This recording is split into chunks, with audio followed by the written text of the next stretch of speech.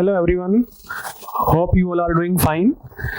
I am your new faculty for geography, and there was some technical glitch due to which there was some delay in your class. We are sorry for that. So let us start. The main topic for today is plate tectonics and related concepts. Generally, we hear about plate tectonics, but there are some related concepts also. So I have named it as plate tectonics and related topics. So let us start right away.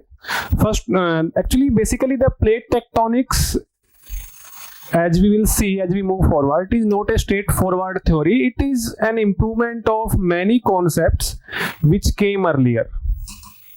First we will see those concepts, and then we will reach at the plate tectonics, which is the most advanced theory right now in the geography to understand the geomorphological processes. Okay, so first of all we start with one second.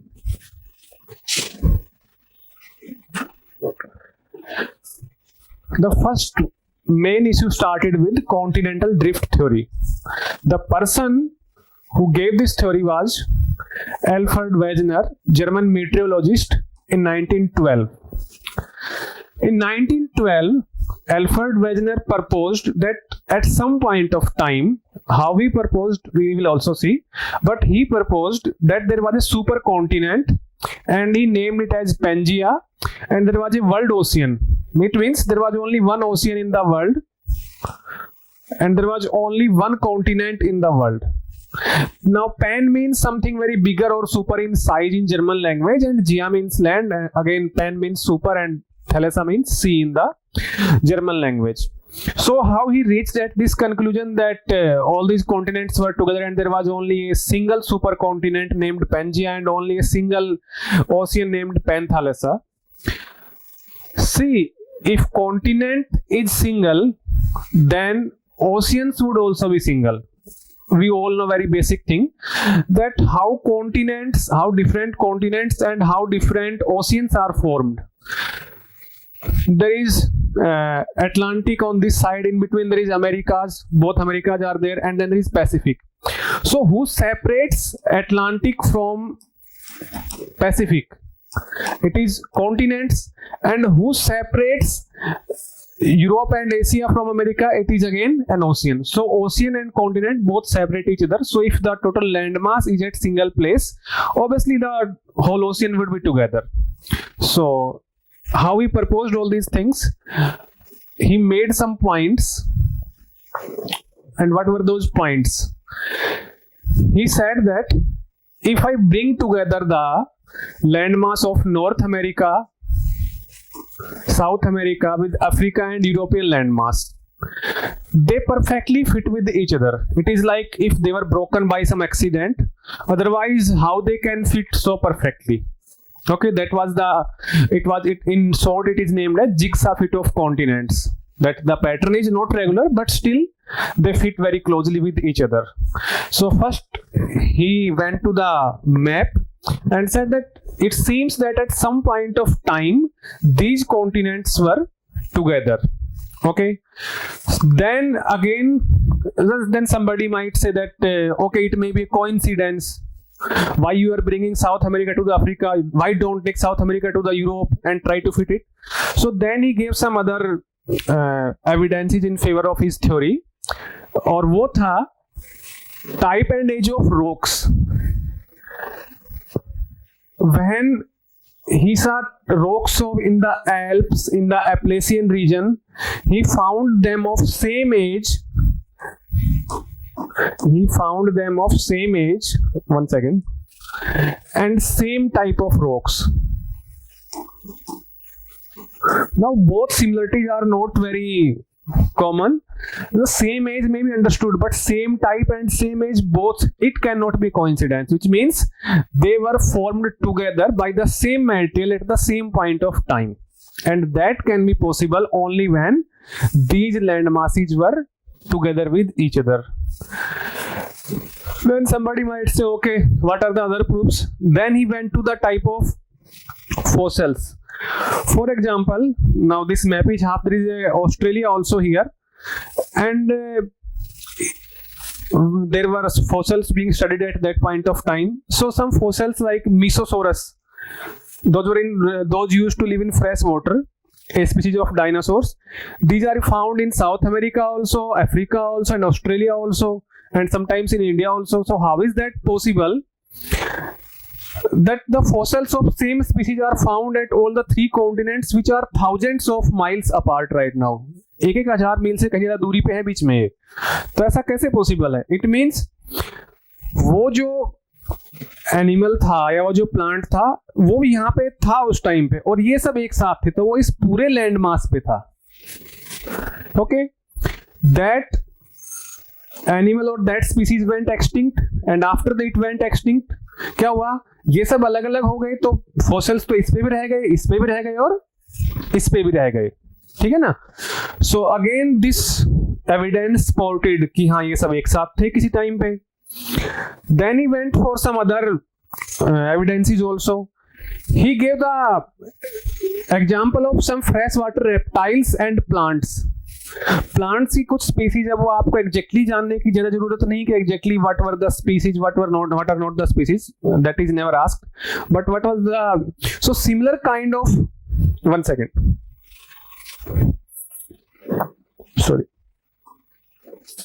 so similar kind of plants are found here, one second, here and in Australia, and similar kind of animals also. I will give a very famous example. In South America, if you have ever heard, there is a name of bird called rhea, and in Africa you have heard about ostrich, stormurg, and in Australia you have heard about emu, and there is a crossberry.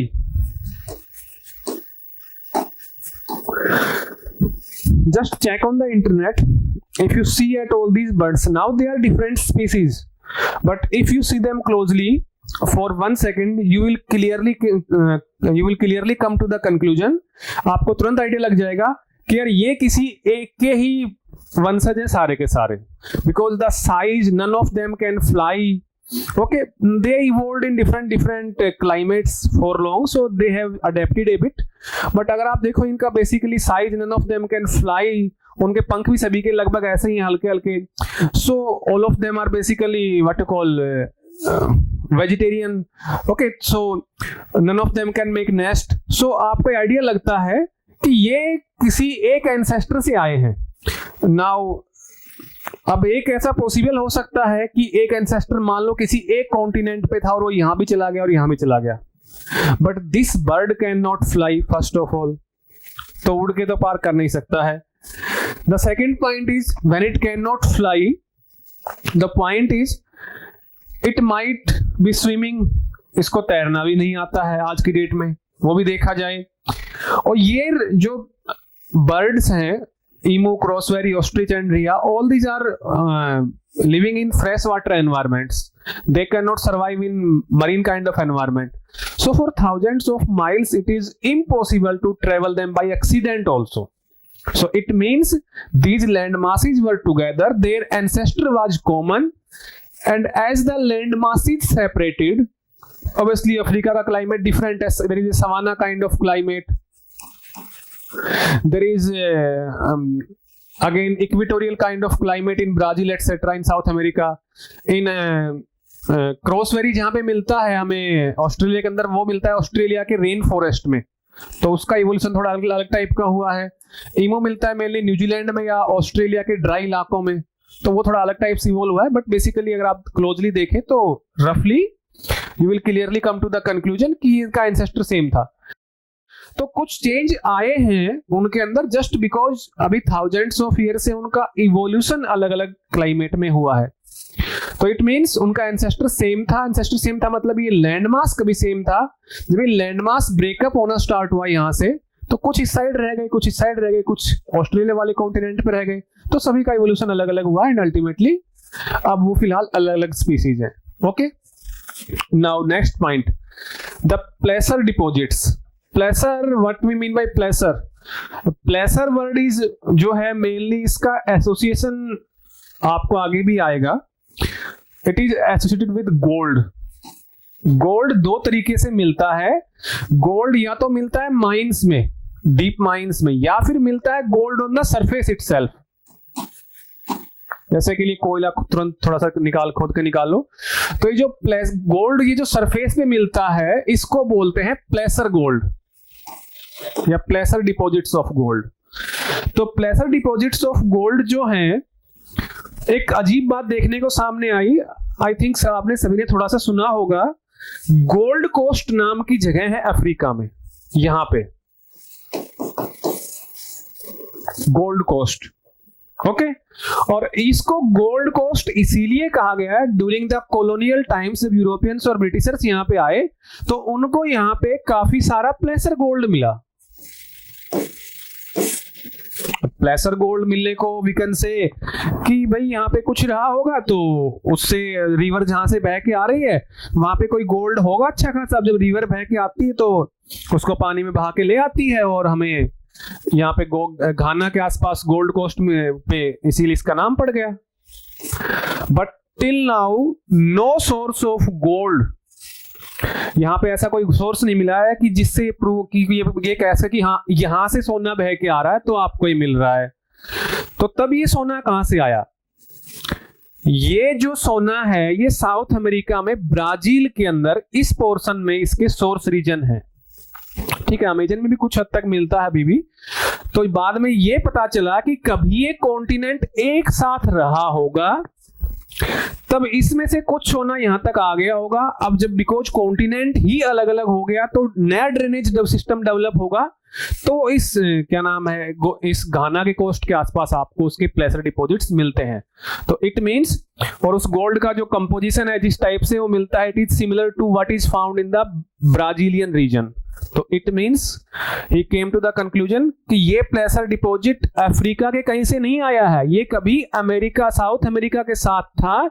इस वाले reason में ऐसी rocks हैं abundantly जो कि जिनके अंदर की प्लेसर गोल्ड मिलता है। तो कभी ड्रेनेज सिस्टम रहा होगा जब कॉन्टिनेंट पहले एक था तब, तो यहां से यहां तक गया होगा। And that is why we found right now gold on the Ghana coast. इसलिए कॉलोनियल्स ने इसको नाम दिया था, यूरोपियंस ने इसको नाम दिया था gold coast. So this evidence of placer deposit also goes in favour of Alfred Wegener. Okay, now there are some, the last one is tillite. There is a word called till. What we mean by till?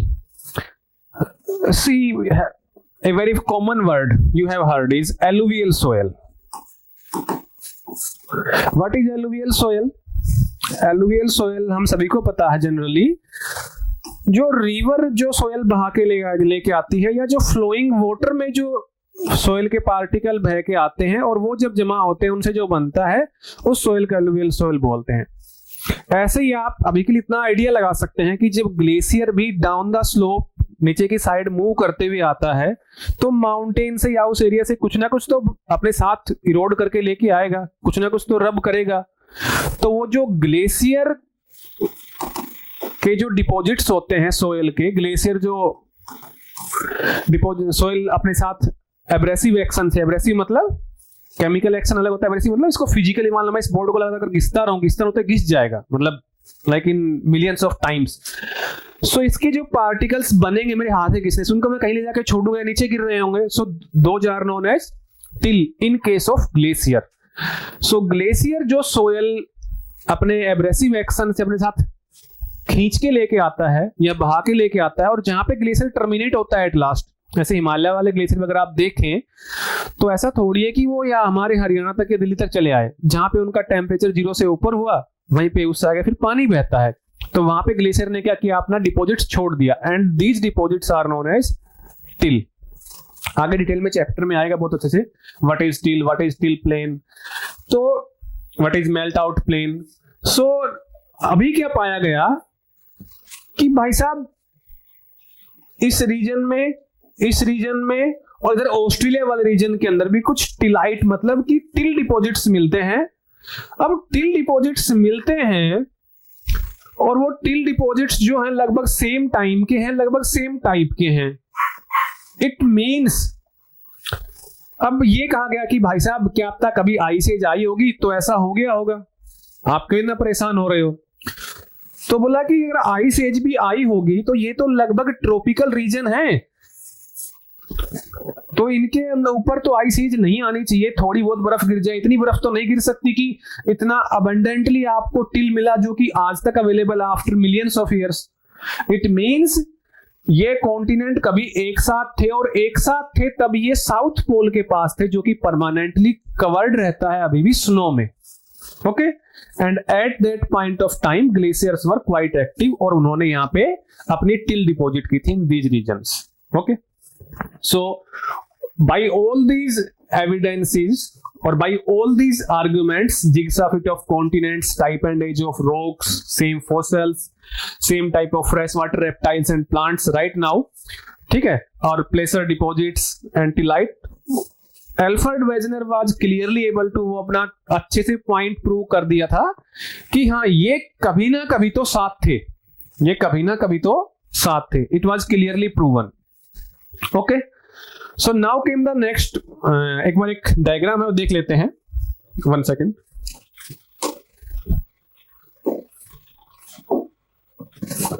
Now this is the diagram. इसके अलावा Alfred Wegener को एक बात और अजीब पता चली थी, वो भी मैं आपको बता देता हूं, वो आगे भी आएगी। एल्फ्रेड वेजनर ने जब भी ओशियन की रॉक का थोड़ा बहुत कहीं से भी सैंपल लिया, इस किनारे से और इस, सॉरी इस 1 सेकेंड, इस किनारे से और इस किनारे से, उसको 300 मिलियन ईयर से पुराना कोई सैंपल ही नहीं मिला। Samples were as old as 300 million years और अर्लियर, जबकि कॉन्टिनेंट्स के जो सैंपल थे वो क्वाइट ओल्ड थे। तो इसलिए एल्फ्रेड वेजनर ने कहा कि जो ओशियन वाला क्रस्ट है ये न्यूअर है और कॉन्टिनेंट वाला जो क्रस्ट है वो ओल्ड है। दैट मींस ये ओशियन का क्रस्ट न्यूअर है then the continents, that means continents were together and this new crust is being formed at the और this ocean is the new thing that is being formed. Continents तो पहले से हैं, ocean नया बना है। अभी बना कैसे है? इट मींस वो रिप अपार्ट हो गए, अलग अलग हो गए। ठीक है, अभी आते हैं, एक डायग्राम है अपने पास, 1 सेकेंड।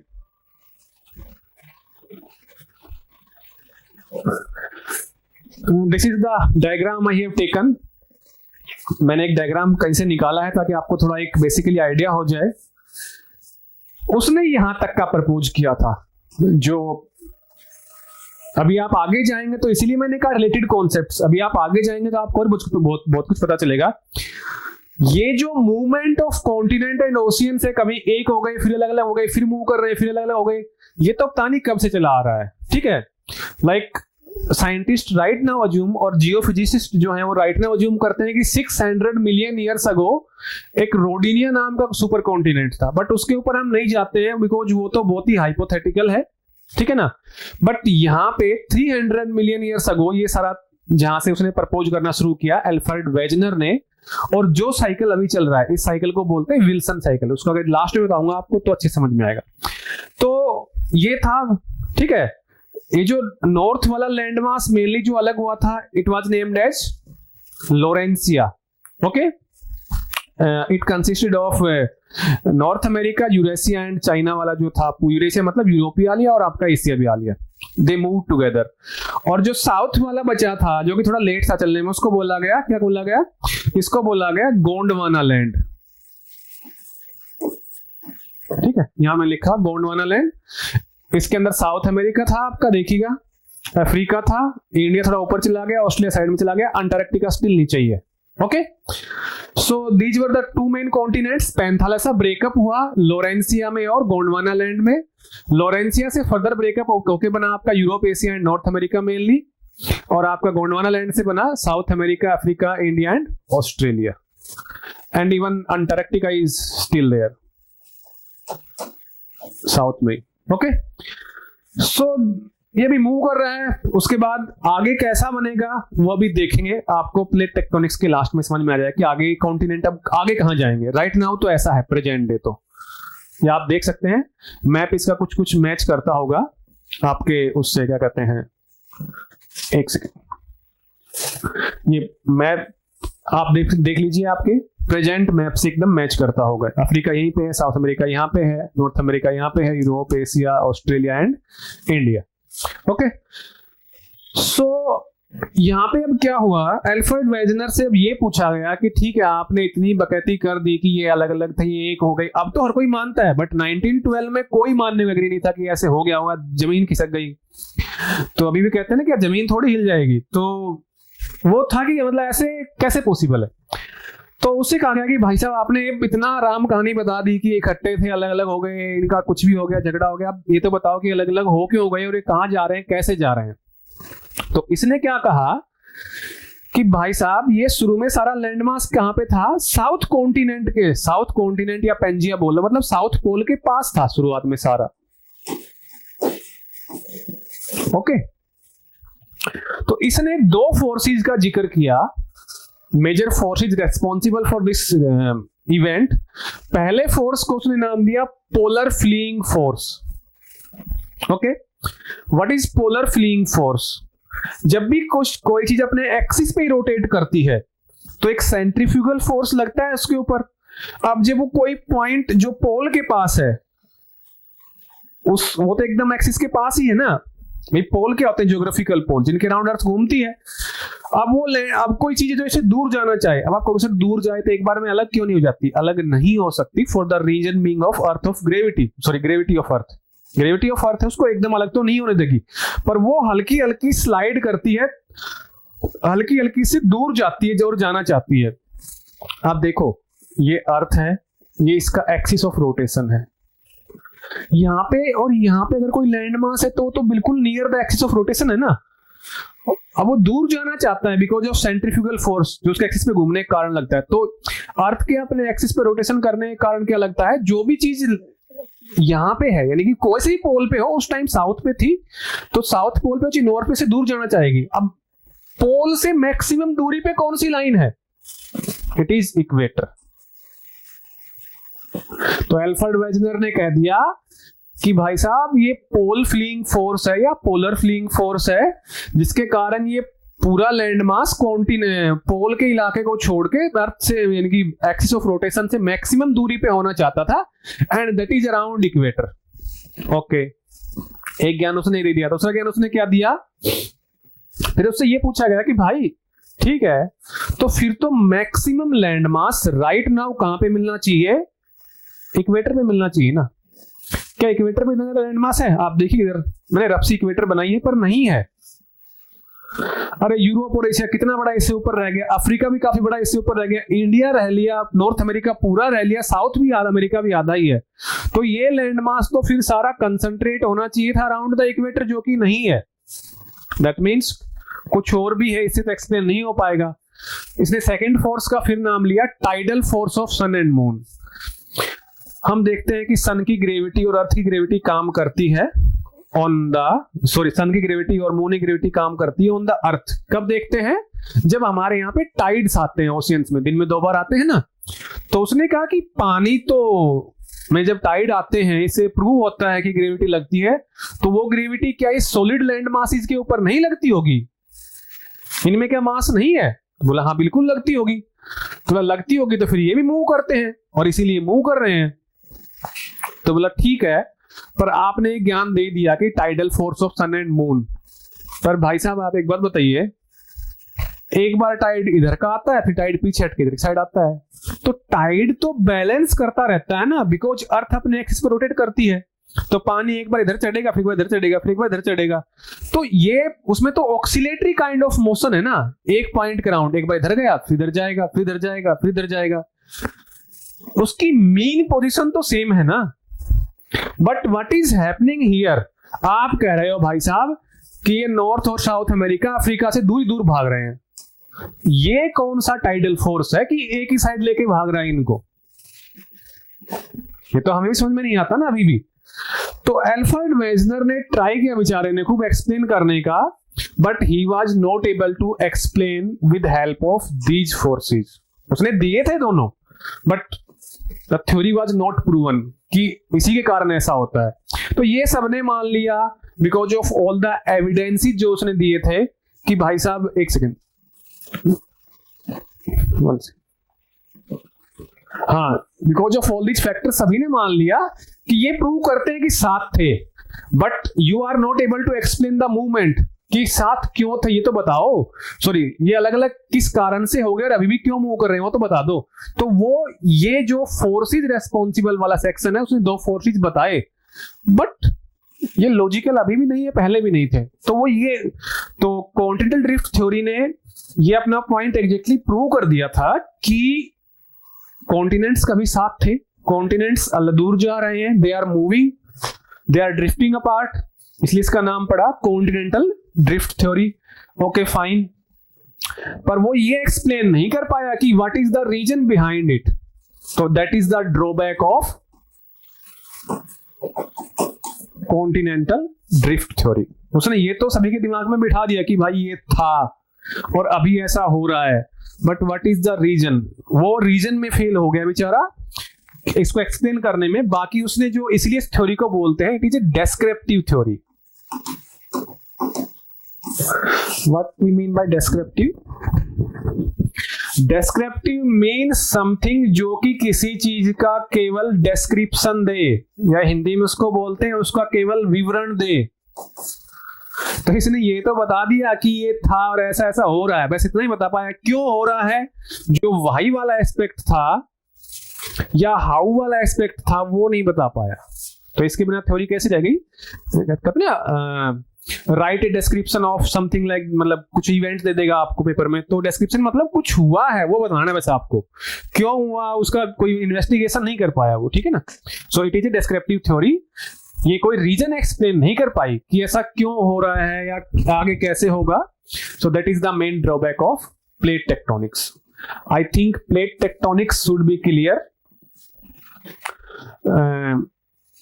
तो अभी आगे देखते हैं एक बार कि इससे आगे क्या इंप्रूवमेंट आए इसके बाद। 1 second. Okay, so up to drift it is clear. Drift के बाद कुछ पोस्ट ड्रिफ्ट स्टडीज आई। कुछ लोग आए कि अब हर किसी को होती है कि भाई इसने जब ये प्रूव कर दिया और हर किसी ने मान लिया, और मान भी किया, लॉजिकल था तो मानना पड़ेगा कि कॉन्टिनेंट्स ड्रिफ्ट तो हुए हैं, हो रहे हैं ड्रिफ्ट तो, पर इसको प्रूव कैसे करें कि क्या बन रहा है, क्यों बन रहा है, क्यों मूव कर रहे हैं। सो इसके लिए जो अगेन एक नाम निकल के आया वो था Arthur Holmes. Name is not required, नाम रखने के मैंने बता दिया है, आपको याद करने की ज्यादा जरूरत नहीं है। इसने थ्योरी दी थी कन्वेक्शनल करंट थ्योरी। इस थ्योरी को बहुत ही सिंपल अगर वर्ड में समझाऊं मैं आपको, तो सिंपली बेसिकली इनर कोर होता है, आउटर कोर होता है। उसने कहा कि इनर और आउटर कोर को छोड़ दो आप, हमारा ये जो क्रस्ट है, वैसे तो क्रस्ट और लिथोस्फीयर अलग अलग होता है, पर क्रस्ट या अभी के लिए सेम मान लेते हैं, या लिथोस्फीयर जो कि सॉलिड है, ये लिक्विड मेंटल के ऊपर तैर रहा होता है। एक्चुअली ये प्रॉपर लिक्विड नहीं है, इसको बोलते हैं प्लास्टिक या विस्कस। बाद में फाइंड आउट किया गया था प्लास्टिक या विस्कस, आप इजी टर्म्स में समझ लीजिए, ऐसा लिक्विड जो बहुत ही गाढ़ा हो, लाइक इसे लावा नहीं निकल के आता है, वो as a pure liquid behave नहीं करता, सेमी सॉलिड सा और सेमी लिक्विड सा, ठीक है। तो ये जो है इसके अंदर बनते हैं कन्वेक्शनल करंट। कन्वेक्शन आपने अगर दो वर्ड होते हैं, convection and conduction. What is the difference? Conduction के अंदर तो पार्टिकल्स मूव नहीं करते, केवल एनर्जी मूव करती है। लाइक आपकी वायर्स होती है ना, वायर से करंट जाता है, या वायर का आप एक किनारा गर्म कर दो लोहे की रोड, दूसरा अपने आप गर्म हो जाता है, उसमें कुछ चल के नहीं आया ना। पर कन्वेक्शन का मैं आपको एक रियल लाइफ एग्जांपल देता हूं। आपने गैस के ऊपर रखा पानी उबालने के लिए, गैस कहां से जल रही है? नीचे से। तो पानी ये वाला पहले गर्म होता है, इसके पार्टिकल चल के ऊपर तक आते हैं, आपको बोलते हुए दिख भी जाएगा पानी। सो ये इसको बोलते हैं, फिर जो अगल बगल से ठंडा पानी नीचे जाता है, this is the convection current या कन्वेक्शन सेल। आई बात समझ में? सो उसने कहा कि ऐसे ही क्या है, मेंटल के अंदर भाई साहब कन्वेक्शन सेल बनते हैं, कहीं पे तो लावा राइज करता है और कहीं पे जाके सिंक कर जाता है। आई बात समझ में? कहीं पे राइज करता है, कहीं पे ये सिंक कर जाता है। उसने इनको नाम दिया कन्वेक्शनल करंट थ्योरी या convectional cell theory. Arthur Holmes ने। अब इससे ये पूछा गया कि भाई साहब ये यहीं पे क्यों राइज कर रहा है, कहीं और राइज क्यों नहीं कर लेता, कि दिक्कत क्या है? तो ये बोला कि अर्थ के अंदर यानी मेंटल के अंदर at some places there is radiogenic heating. What is radiogenic heating? There are radio active substances, और वो इक्वल क्वांटिटी में प्रेजेंट नहीं है सब जगह पे, कहीं ज्यादा है कहीं कम है। तो जहां पे ज्यादा होंगे वहां पे तो मोर हीट होगी ना। अब ज्यादा हीट होने से ये मटेरियल क्या हुआ, पिघलना शुरू हुआ, पिघलने से क्या हुआ, थोड़ा सा हल्का हुआ। अब हल्का मटेरियल हमेशा ऊपर की साइड आएगा। इसने अपनी हीट कुछ ट्रांसफर कर दी टू द क्रस्ट स्लोली, यहां जाके जब ठंडा हो गया अगल बगल वाले के मुकाबले, it will sink again. So this was the theory proposed by, or this was the improvement made by, basically improvement कह सकते हो, to explain the continental drift theory। कि भाई सब कुछ उसका सही था, केवल वो रीजन ही तो एक्सप्लेन नहीं कर पाया था कि क्यों ऐसे मूव करते हैं। तो आर्थर होम्स ने अपना ये पॉइंट दिया। Okay, so this is the concept of. अच्छा, एक क्वेश्चन आया था एक बार यूपीएससी के अंदर, आई थिंक 2018 और sometime 19। Explain the concept of mental plumes, 10 marker. Simple था, वेरी स्ट्रेट फॉरवर्ड। सो उसके अंदर आपको आर्थर होम्स का नाम लिखते बहुत बढ़िया था। It is part of convectional current theory given by Arthur Holmes to explain the movement of continents on the surface of earth. और उसके बाद आपको मेंटल प्लूम का जिक्र करना था, जहां से लावा राइज करता है इट इज हॉट प्लूम, और जहां पे लावा सिंक करता है it is cold plume. Geography में ध्यान रखिएगा, आगे भी अगर जब आप पढ़ेंगे उसके लिए ओशियन करंट्स वगैरह, तो ज्योग्राफी में जहां भी रेडिश रंग होता है वो डिनोट करता है हॉट टेम्परेचर्स को, और जहां पे भी ब्लू होता है it denotes the cold temperatures. तो आप कोई भी उठा के देख लीजिएगा, कोई भी क्या कहते हैं एटलस वगैरह, तो जहां पे हर एक एटलस में आपको कोल्ड करंट जो है ब्लू कलर से ही दिखाया होगा उसने, और जो वार्म करंट हमेशा वो रेड कलर से ही दिखाया होगा। So these are the hot plumes जो कि ऊपर की साइड आ रही है, कोल्ड प्लूम्स नीचे की साइड जा रही है। सो ये था उसका आंसर। ओके, अभी के लिए अगला आया mapping of ocean floor. Mapping of ocean floor, mapping of ocean floor में क्या निकल के सामने आया?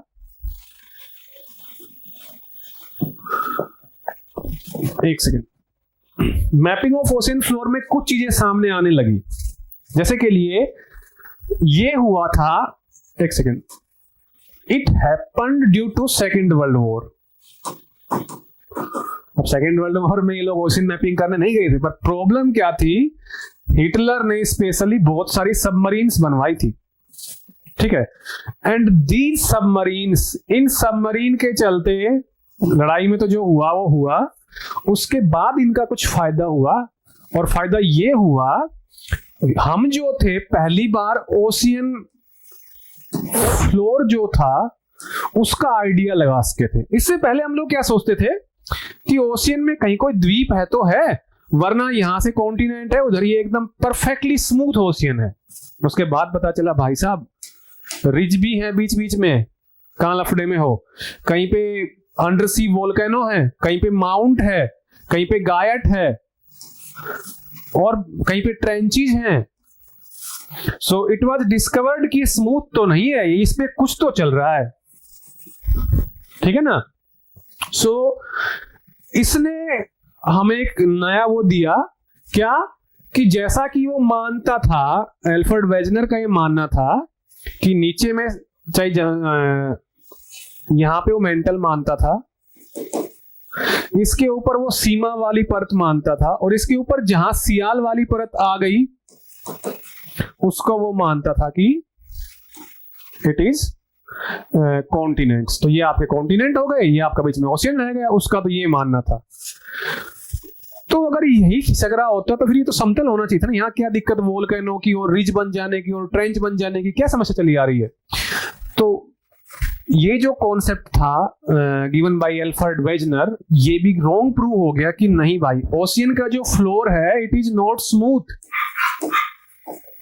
It is full of features, और ज्योग्राफी में जिसको बोलते हैं properly land forms, sea mount, guyot, volcanoes, trenches, mid oceanic ridge, ये सब वहां पे मिलता है, तो ये स्मूथ तो नहीं है। तो इट मींस क्या था कि जो एक्टिविटी है, जैसे मान लो हम कॉन्टिनेंट पे कह देते हैं, कॉन्टिनेंट पे माउंटेन्स बिल्डअप होती हैं, तो माउंटेन्स कैसे बनती है वो भी अभी आगे आएगा, ऐसे ही कुछ कुछ होता है। तो यहां पे जो है ऐसे ही कुछ ना कुछ एक्टिविटी लैंडफॉर्म फॉर्मेशन जो है it also continues at the ocean floor.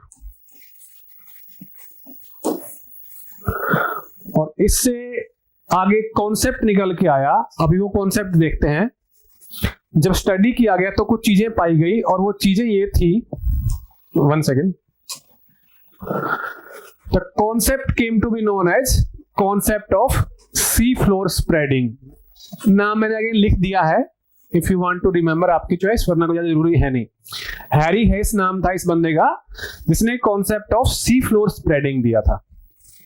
ठीक है, उसने क्या कहा था, उसने कुछ चीजें फाइंड आउट की और तब उसके बाद उसने इस कंक्लूजन पे पहुंचा। वो उसका जो उसने कहा कि वोल्केनिक इरप्शंस जो होते हैं, जैसे मिड ओशियनिक रिज, जब वो ओशियन फ्लोर की मैपिंग करने गए, मान लो ये ओशियन था, ओशियन फ्लोर की जब वो लोग मैपिंग करने के लिए गए तो उनको उस टाइम पे झगड़ा किस में, जर्मनी कहां पे बिजी था, अटलांटिक ओशियन, तो उनको अटलांटिक के अंदर रिज मिल गई बीचों बीच, and that is from here the name came mid oceanic ridges. वरना कभी कंफ्यूजन में मत पड़ जाना कि oceanic ridges are always found in the middle of the ocean. नहीं, ऐसा नहीं। अगर आप मैप में देखेंगे तो बहुत सारी रिज हैं पैसिफिक में और इंडियन ओशियन में जो कि किनारे के आसपास है, बट बिकॉज डिस्कवरी अटलांटिक से हुई थी और अटलांटिक वाली जो रिज है वो एकदम मिडल में है अटलांटिक के, इसलिए वहां से नाम आ गया। तो उसने ये पाया कि इन मिड ओशियनिक रिजेस के अलोंग वोल्केनिक इरप्शंस होते रहते हैं जिससे बनती है। ये कौन, मतलब it was like a fact उनके लिए। दूसरा फैक्ट उनको क्या देखने को मिला कि भाई साहब ये जो मिड ओशियनिक रिज है ना, ये जो मिड ओशियनिक रिज है इस ओशियन के अंदर, यहाँ पे किनारे हैं दोनों साइड, कॉन्टिनेंट, इधर अमेरिका आ गया, मान लो इधर आपका यूरोप और एशिया आ गया, अफ्रीका आ गया नीचे, ठीक है, इधर साउथ अमेरिका आ गया, ऊपर में नॉर्थ अमेरिका। अब ऐसा करते हैं, यहां से रॉक का सैंपल उठा लेते हैं। यहां से 1000 माइल दूर गए यहाँ पे, यहां से 1000 माइल दूर गए, यहां से रॉक का सैंपल हमने उठा लिया। ये दोनों रॉक के सैंपल सेम एज के निकल के आए। मतलब थोड़ा और दूर चलते हैं, यहां से चलते हैं, यहां भी यहां चलते हैं, ये दोनों फिर सेम एज के निकल के आ गए।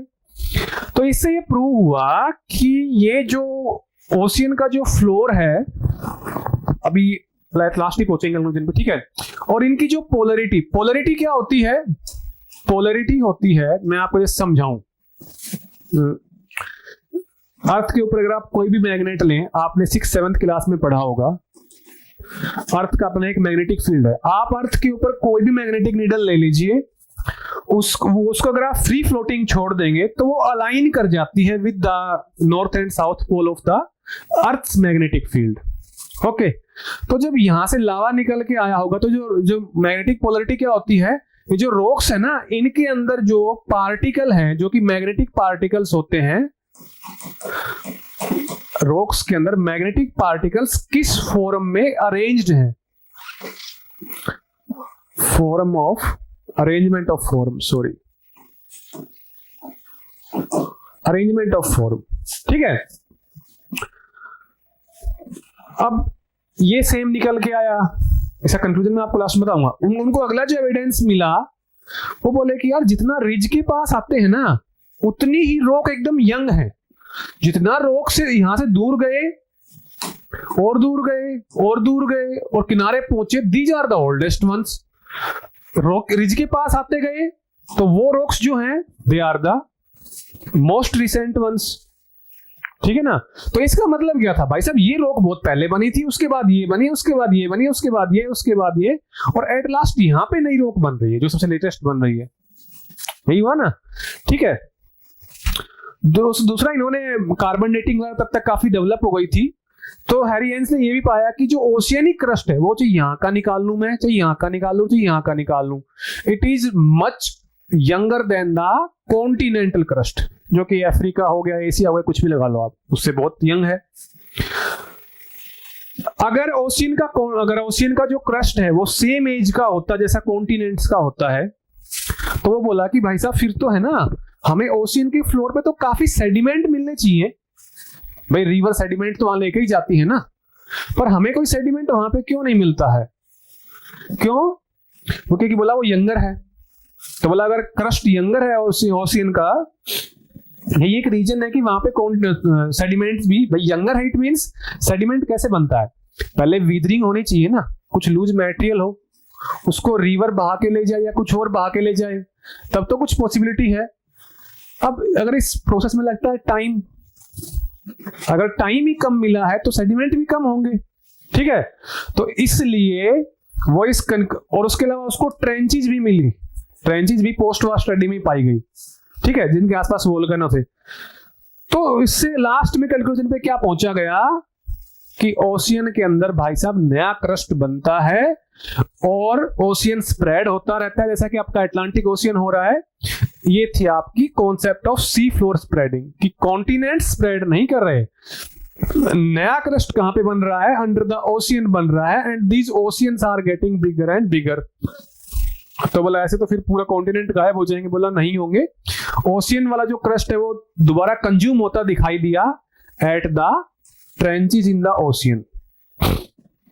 तो सिंपल सी बात ये थी, द न्यू क्रस्ट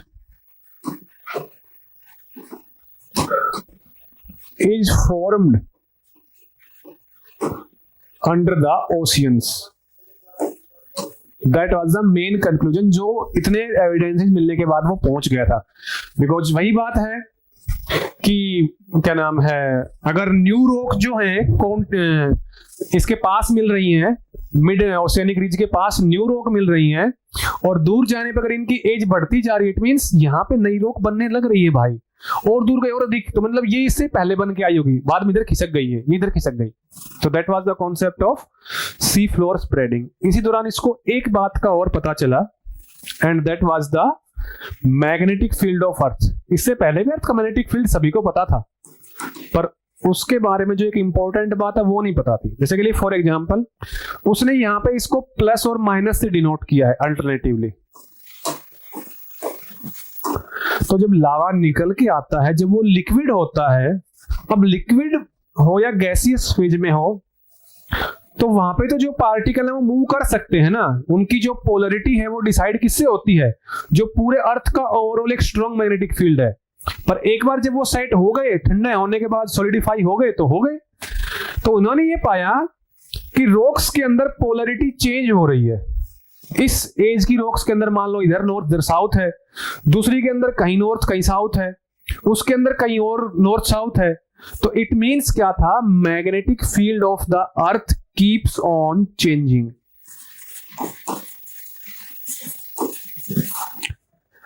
ये सी फ्लोर की जब स्टडी की गई उस दौरान ये पाया गया था कि magnetic field of the earth keeps on changing. Magnetic field of the earth होता क्यों है वो एक अलग टॉपिक है, उसको डिस्कस किया जाएगा जब आपको इंटीरियर ऑफ अर्थ पढ़ाया जाएगा, कि ये रीजन है जिसके कारण magnetic field of earth normally बनता है। ठीक है, सो वो दो मेन कंक्लूजन पे पहुंचा, क्या?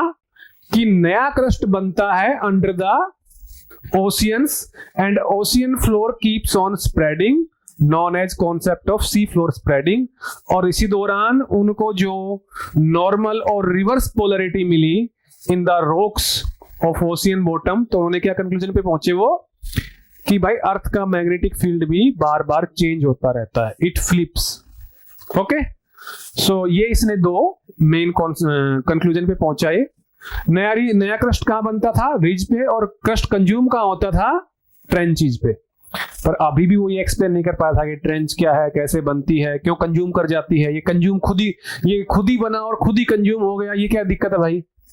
या तो बने नहीं या फिर कंज्यूम ही ना हो। तो ये सब चीजें अभी वो नहीं बता पाया था, ठीक है ना। तो that was the concept of sea floor spreading. तो इसने हेल्प क्या की? इसने हेल्प ये की, इसने प्रूव कर दिया कि कॉन्टिनेंट्स को तो धक्का मार रहा है केवल ओशियन। कॉन्टिनेंट्स आर पुश्ड और pulled by oceanic plate. Continents खुद भी कुछ नहीं करना चाह रहे, ये यहीं पे कुछ, अब मान लो अटलांटिक बीच से फटना शुरू हुआ तो अफ्रीका और यूरोप इधर रह गए, इधर नॉर्थ और साउथ और नॉर्थ अमेरिका रह गए। तो इसने धक्का मारा भाई दोनों को, इनको कोई दिक्कत नहीं थी, ठीक है ना। ऐसे ही पैसिफिक खुद श्रिंक हो रहा है, तो अभी नॉर्थ और साउथ अमेरिका पास आ रहे हैं किसके, एशिया और ऑस्ट्रेलिया के, ठीक है ना। इधर में ट्रेंचेस हैं, इधर में आपकी मिड अटलांटिक रिज थी, ठीक है। तो ये इतना बता दिया कि भाई कॉन्टिनेंट्स की प्रॉब्लम नहीं है, ये जो क्रस्ट का बनना और जो कॉन्टिनेंट्स का खिसकना है वो कॉन्टिनेंट से खुद के कारण ना होके उसको क्या पता लगा कि it is because of concept of sea floor spreading. और ट्रेंचेस पे यही सी फ्लोर उल्टा श्रिंक हो जाता है, श्रिंक मतलब कंज्यूम हो जाता है, गायब हो जाता है वापस मेंटल के अंदर जाके। Okay, so that was the concept of sea floor spreading.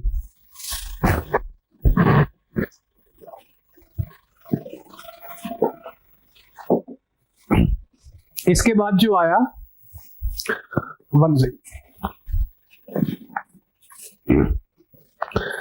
इसके बाद एक ऐसी थ्योरी की खोज मोस्टली पहले से रहती थी, पर इसके बाद ये हुआ कि इतने सारे कॉन्सेप्ट आ गए तो कुछ ऐसा परफेक्ट होना चाहिए जो कि अभी अर्थ के ऊपर जितने प्रोसेस हैं, जैसे के लिए अभी भी बहुत सारी चीजें गायब थी, जैसे के लिए माउंटेन क्यों बन जाती हैं, तो उसमें भी एक लॉजिक दिया था एल्फ्रेड वेजनर ने। बोला जब पुश करते हैं ना, तो जैसे अमेरिका पुश कर रहा है like towards the Pacific ocean, दोनों अमेरिका जब पुश करते हैं तो अमेरिका के वेस्ट कोस्ट की साइड से पुश कर रहा है तो वहां फ्रिक्शन लगता है, फ्रिक्शन लगने के कारण हल्का हल्का फोल्डिंग स्टार्ट हो जाती है, ये तो मान लिया।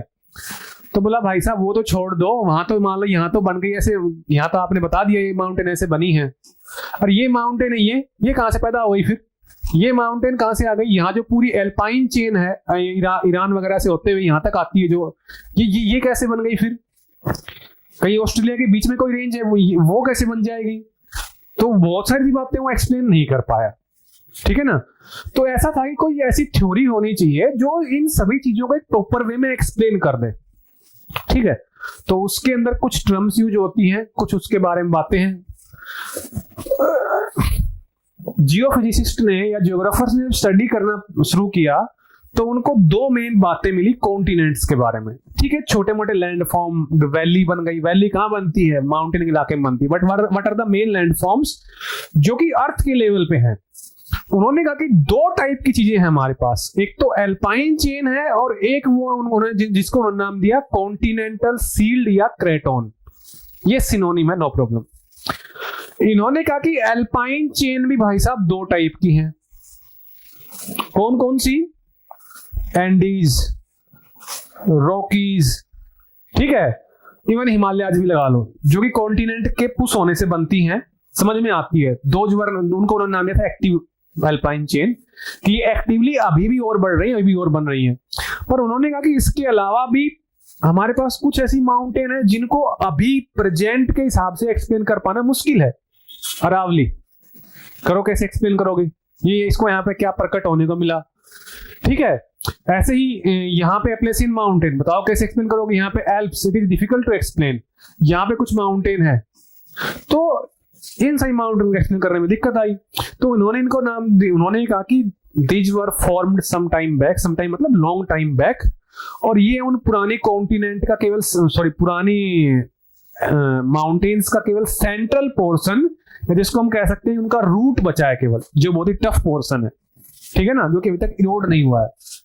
ओके, इसके बाद उन्होंने नाम दिया कि इसके अलावा कॉन्टिनेंट पे जो बच गया, अभी यहाँ पे छोटे मोटे फीचर देखो, शायद आपको क्या नॉर्मली, हमें भी किसी जमाने में नहीं पता था, ठीक है। एक वर्ड आपने सुना होगा, बहुत ही बेसिक बात बता रहा हूं, रिलीफ, सॉरी,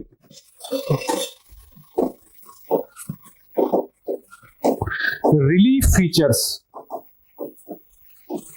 ये तो समझते होगे। रिलीफ मतलब ऊपर से जमीन कैसी है कैसी नहीं है उसके डिपेंडिंग ऑन रिलीफ फीचर्स। तो रिलीफ फीचर्स को नॉर्मली ज्योग्राफी में 3 लेवल में बांटते हैं,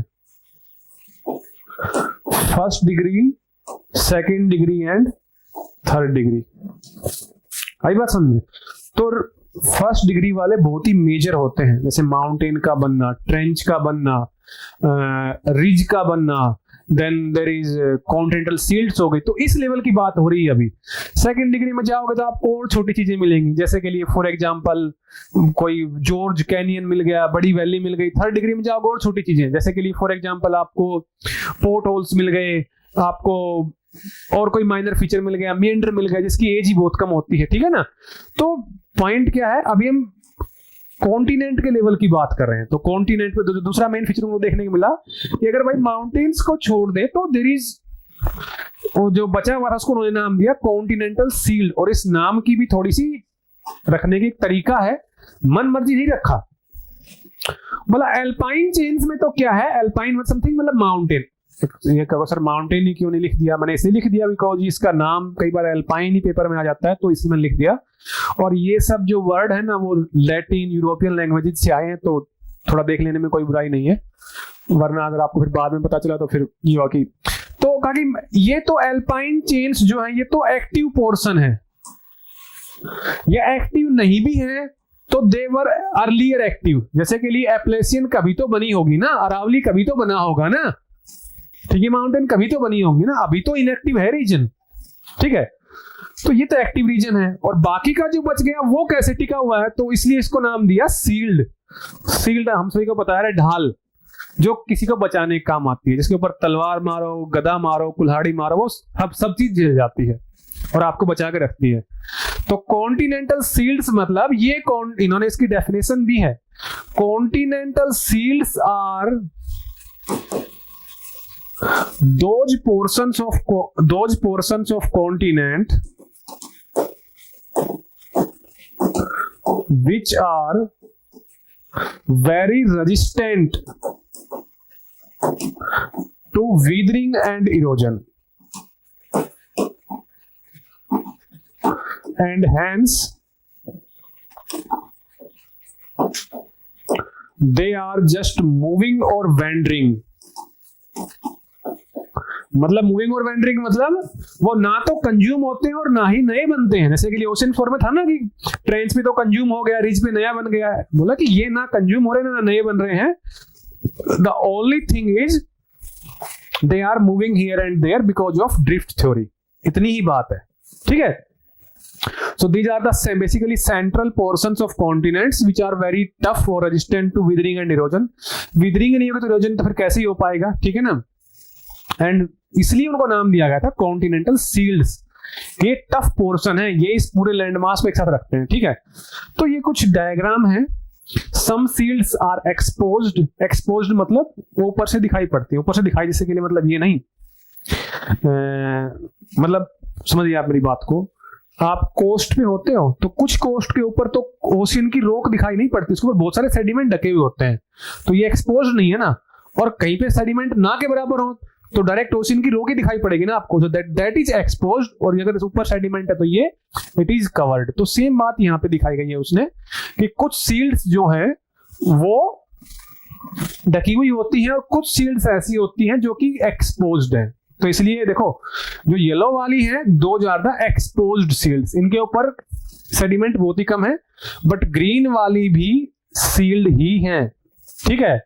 अब कहोगे सर ये जो छोड़ दिया इसने ये वाला पोर्शन इसलिए छोड़ दिया कि यहाँ पे सेडिमेंट फोल्ड हो रखे हैं बहुत ज्यादा। These are made by volcanoes और सेडिमेंट्स जो कि फोल्ड हो रखे हैं, ठीक है ना।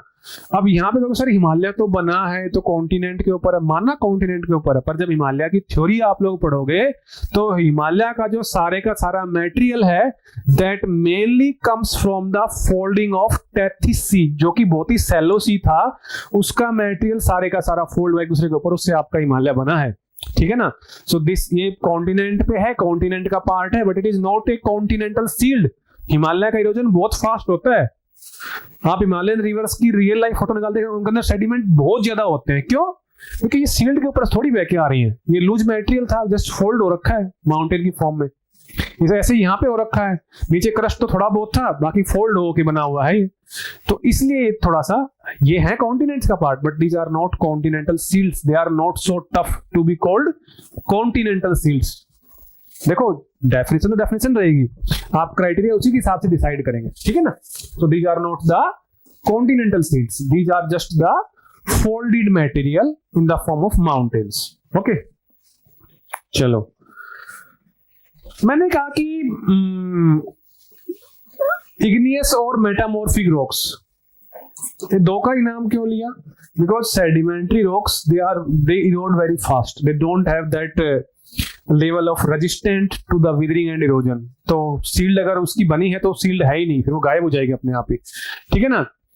तो ये था आपका, एक दो बार मैंने कुछ एग्जाम में देखा है कि what is continental shield, what is, तो अगर नाम आए क्रेटोन्स बोल लो या सील्ड्स बोल लो, it is same thing, exactly same thing, कोई डिफरेंस नहीं है, सिनोनिम है जस्ट। ओके, नेक्स्ट जो पॉइंट आता है अपने पास वो है, अब शुरू होता है proper plate tectonics, one theory to combine them all, ठीक है। सो इन प्लेट टेक्टोनिक्स ये प्रपोज किया गया कि there is solid lithosphere which floats on viscous और प्लास्टिक एस्थेनोस्फीयर। सिंपली आप ऐसे मान लीजिए, ये अर्थ का कोर है, दोनों कोर कंबाइन हो गए, मतलब आउटर और इनर कोर, ये अर्थ का मेंटल है, इसको प्लास्टिक या विस्कस कहा गया, जो कि मैंने आपको एक्सप्लेन किया था, और ये ऊपर में हल्का सा क्या है, पतला सा, ये आपका क्रस्ट प्लस अपर मेंटल, जिसको आप क्या बोल देते हो, लिथोस्फीयर, और इस प्लास्टिक या विस्कस मेंटल को आप लोग क्या बोल देते हो, एस्थेनोस्फीयर, ठीक है। तो प्लेट टेक्टोनिक्स अब शुरू होती है। प्लेट टेक्टोनिक्स ने ये कहा कि there is a not liquid, plastic या सेमी लिक्विड कह सकते हो, दैट इज द एस्थेनोस्फीयर, जिसके ऊपर हमारा सॉलिड क्रस्ट, वैसे क्रस्ट तो सरासर कहना गलत है, इट इज लिथोस्फीयर, इसके ऊपर फ्लोट कर रहा है। और सिंपली बहुत बेसिक पे जाते हैं, 9th 10th 8th में हमने कुछ देखा होगा, और उसमें कुछ क्या देखा होगा हमने, मैथ की बुक्स में क्वेश्चन आया होगा स्ट्रीम एंड बोट का, हिंदी में कह लो नाव और धारा, ठीक है। कभी आपको ये इतना तो माइंड में होगा ना कि जब नाव धारा के साथ जाए, स्ट्रीम जो बोट है स्ट्रीम के साथ जाए, तो स्ट्रीम और बोट की वेलोसिटी ऐड हो जाती थी अपने आप क्वेश्चन निकालने में, और अगर विपरीत में जाए, उल्टा हो, अपोजिट हो, तो जो बोट की वेलोसिटी है उसमें से स्ट्रीम की वेलोसिटी माइनस हो जाती थी, ठीक है ना। मेरा सिंपल सा पॉइंट क्या है, मेरा सिंपल सा जो पॉइंट है वो ये है, 1 सेकेंड,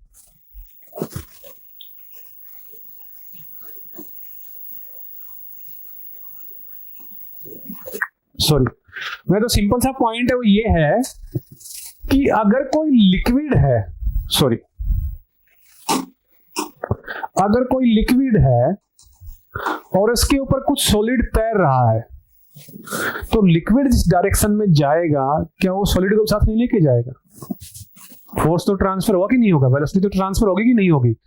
तो जब लिक्विड एस्थेनोस्फीयर के ऊपर आपका पतला सा सॉलिड क्रस्ट तैर रहा है या लिथोस्फीयर तैर रहा है, तो जो एस्थेनोस्फीयर के अंदर जो मूवमेंट होगा, इधर जाए, उसका फर्क इधर पड़ेगा, इसमें पड़ेगा कि नहीं पड़ेगा? By the logic of stream and boat, very easy example, obviously पड़ेगा, ठीक है ना। अब भाई ये एस्थेनोस्फीयर में ऐसा क्या चल रहा है, या ये ऊपर वाला पोर्शन क्यों मूव करता है? तो इसके लिए 3 मेन बातें हैं अभी भी प्लेट टेक्टोनिक्स के अंदर। अगर कोई भी आपको कहता है कि एक ही बात है और वो बात है मेंटल प्लूम, तो ये बात गलत है, 100% गलत है। अभी भी 3 फोर्सेस के ऊपर डिस्कशन चल रहा है और एक साथ चल रहा है, still nothing has been finalised, कुछ ही फाइनल नहीं हो पाया है, बिकॉज मेंटल प्लूम्स बहुत कुछ एक्सप्लेन करती हैं, पर कई जगह वो फेल हो जाती है। वो फेल जहां होती है मैं आपको बता दूंगा ताकि आपको आइडिया हो जाए, ठीक है ना। तो इसके अलावा 2 फोर्सेज और हैं, पर अभी के लिए मेंटल प्लूम के हिसाब से हम लोग चलते हैं, जो कि मोस्ट एक्सेप्टेड है। हाँ, मेंटल प्लूम जो है, it is one of the most accepted thing, ठीक है ना। बट अभी जो कॉन्ट्रैक्शन कोज सबडक्शन है, अभी ये बहुत ही पॉपुलर होती जा रही है, बिकॉज ये जो इसकी ड्रॉबैक है उनको दूर करती है। अभी आगे आया क्या ड्रॉबैक है, तो अभी चलते हैं मेन कंटेंट पे, ठीक है ना। तो प्लेट टेक्टोनिक्स ने क्या कहा, जो अर्थ का लिथोस्फीयर है वो डिवाइडेड है इनटू मैनी पार्ट्स, और इन मैनी पार्ट्स को नाम दिया गया plates. That is why the name came plate tectonics.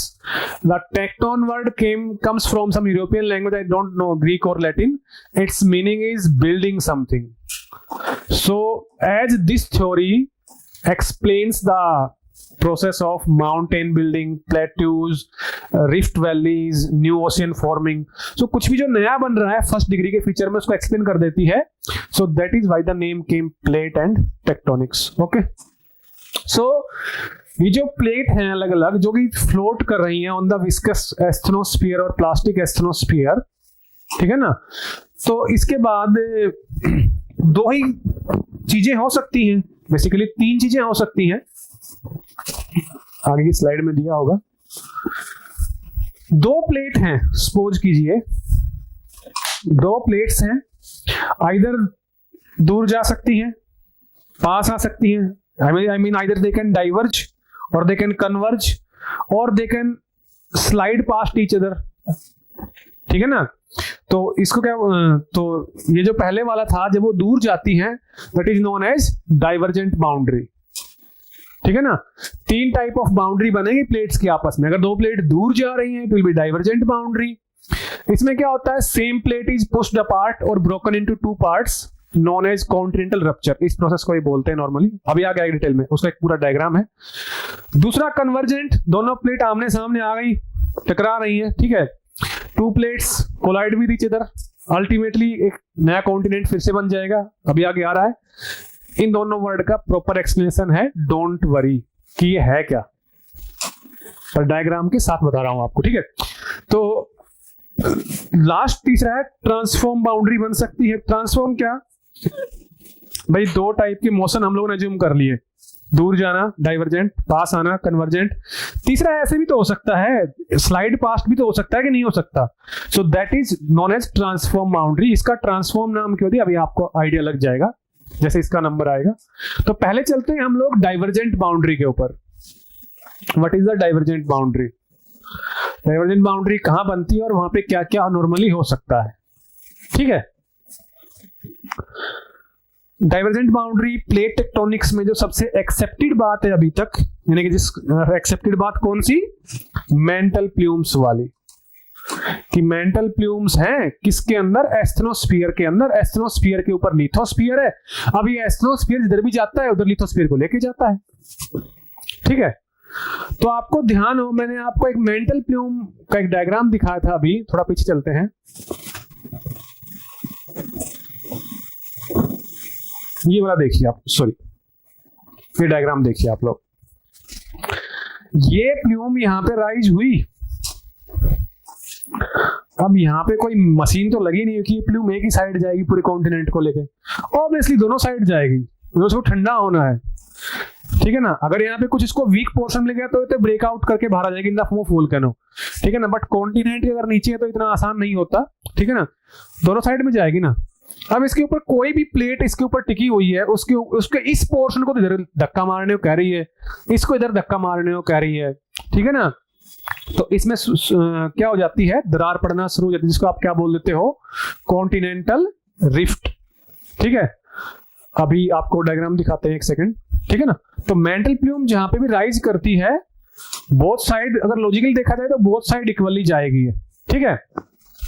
1 second. अब यहां पे एक, ठीक है, अब यहां पे क्या हुआ, किसी भी कॉन्टिनेंट के नीचे मेंटल प्लूम ने राइज करना शुरू किया यहां पे, ठीक है. अब ये पोर्शन एक इधर भी जाएगा, हॉट प्लूम का इधर भी जाएगा ठंडा होने के लिए. इस क्रस्ट को इधर धक्का, देखो एरो बना धक्का मार रही है, इसको इधर पुश कर रही है. व्हाट विल हैपन, था तो सेम कॉन्टिनेंट ही है, इट वाज सेम कॉन्टिनेंट, पर अब इट्स लाइक कोई भी चीज हो, अगर आप उसको दो डिफरेंट साइड में कॉन्स्टेंटली पुल करते रहोगे तो स्लो स्लो कहीं ना कहीं से वीक होके तो वो ब्रेकअप होगी कि नहीं होगी. तो इसमें यहां से वीकनेस आनी शुरू हुई, ठीक है. ये वाला पोर्शन अलग साइड चलना शुरू हो गया, ये वाला पोर्शन अलग साइड चलना शुरू हो गया, और बीच में पड़ेगी हल्की सी दरार, जिसको आप लोग बोलते हो रिफ्ट वैली. मैं आपको एक रिफ्ट वैली का रियल एग्जांपल दिखा देता हूं, रियल डायग्राम. ये है अफ्रीकन रिफ्ट वैली, अफ्रीका के अंदर अभी भी बनने लग रही है, ईस्टर्न पार्ट ऑफ अफ्रीका के अंदर। तो जमीनें ऐसे फटना शुरू हो जाती हैं। ये एकदम रियल डायग्राम है, ठीक है ना, 2004-5 का डायग्राम है, बट अभी के लिए यही था, ठीक है ना। कुछ कितने भी देख लो सेम सा ही मिलेगा, बट आपको किस तरह से हो सकता है, तो देख लो ये सेम जमीन थी, सेम लेवल था, यहां से यहां का इतना देख, इतना गहरा हो गया इसके अंदर, यहां हल्का हल्का फटना शुरू हुआ है, ठीक है। It will keep on deepening, ठीक है। तो ये वाली बात है, ठीक है। तो ये बनेगी रिफ्ट वैली। रिफ्ट वैली जब बनती है तो वहां पे कुछ चीजें बनना शुरू हो जाती हैं। रिफ्ट वैली मतलब अगल बगल वाले पोर्शन से थोड़ा नीचा पोर्शन है, थोड़ा लो लाइंग है उसके मुकाबले, तो इट विल बी, उसके अंदर क्या बनना शुरू हो जाएगा, अगर वहां पे इनफ वाटर है तो उसके अंदर से रिवर बहना शुरू कर देगी, ठीक है ना। जैसे के लिए हमारे यहाँ बहती है नर्मदा और ताप्ती रिफ्ट वैली, ताप्ती आपकी रिफ्ट वैली से होके बहती है, ठीक है। और अगर वहां पे इनफ वाटर नहीं है, कभी कभार बारिश होती है, वो पूरी यूनिफॉर्म नहीं बन पाई, यहाँ ऊंची यहाँ नीची है, तो वहां पे क्या, कहीं पे उसकी हाइट ज्यादा कहीं पे कम है, तो वहां पे बन जाएंगी जगह जगह पानी की लेक्स।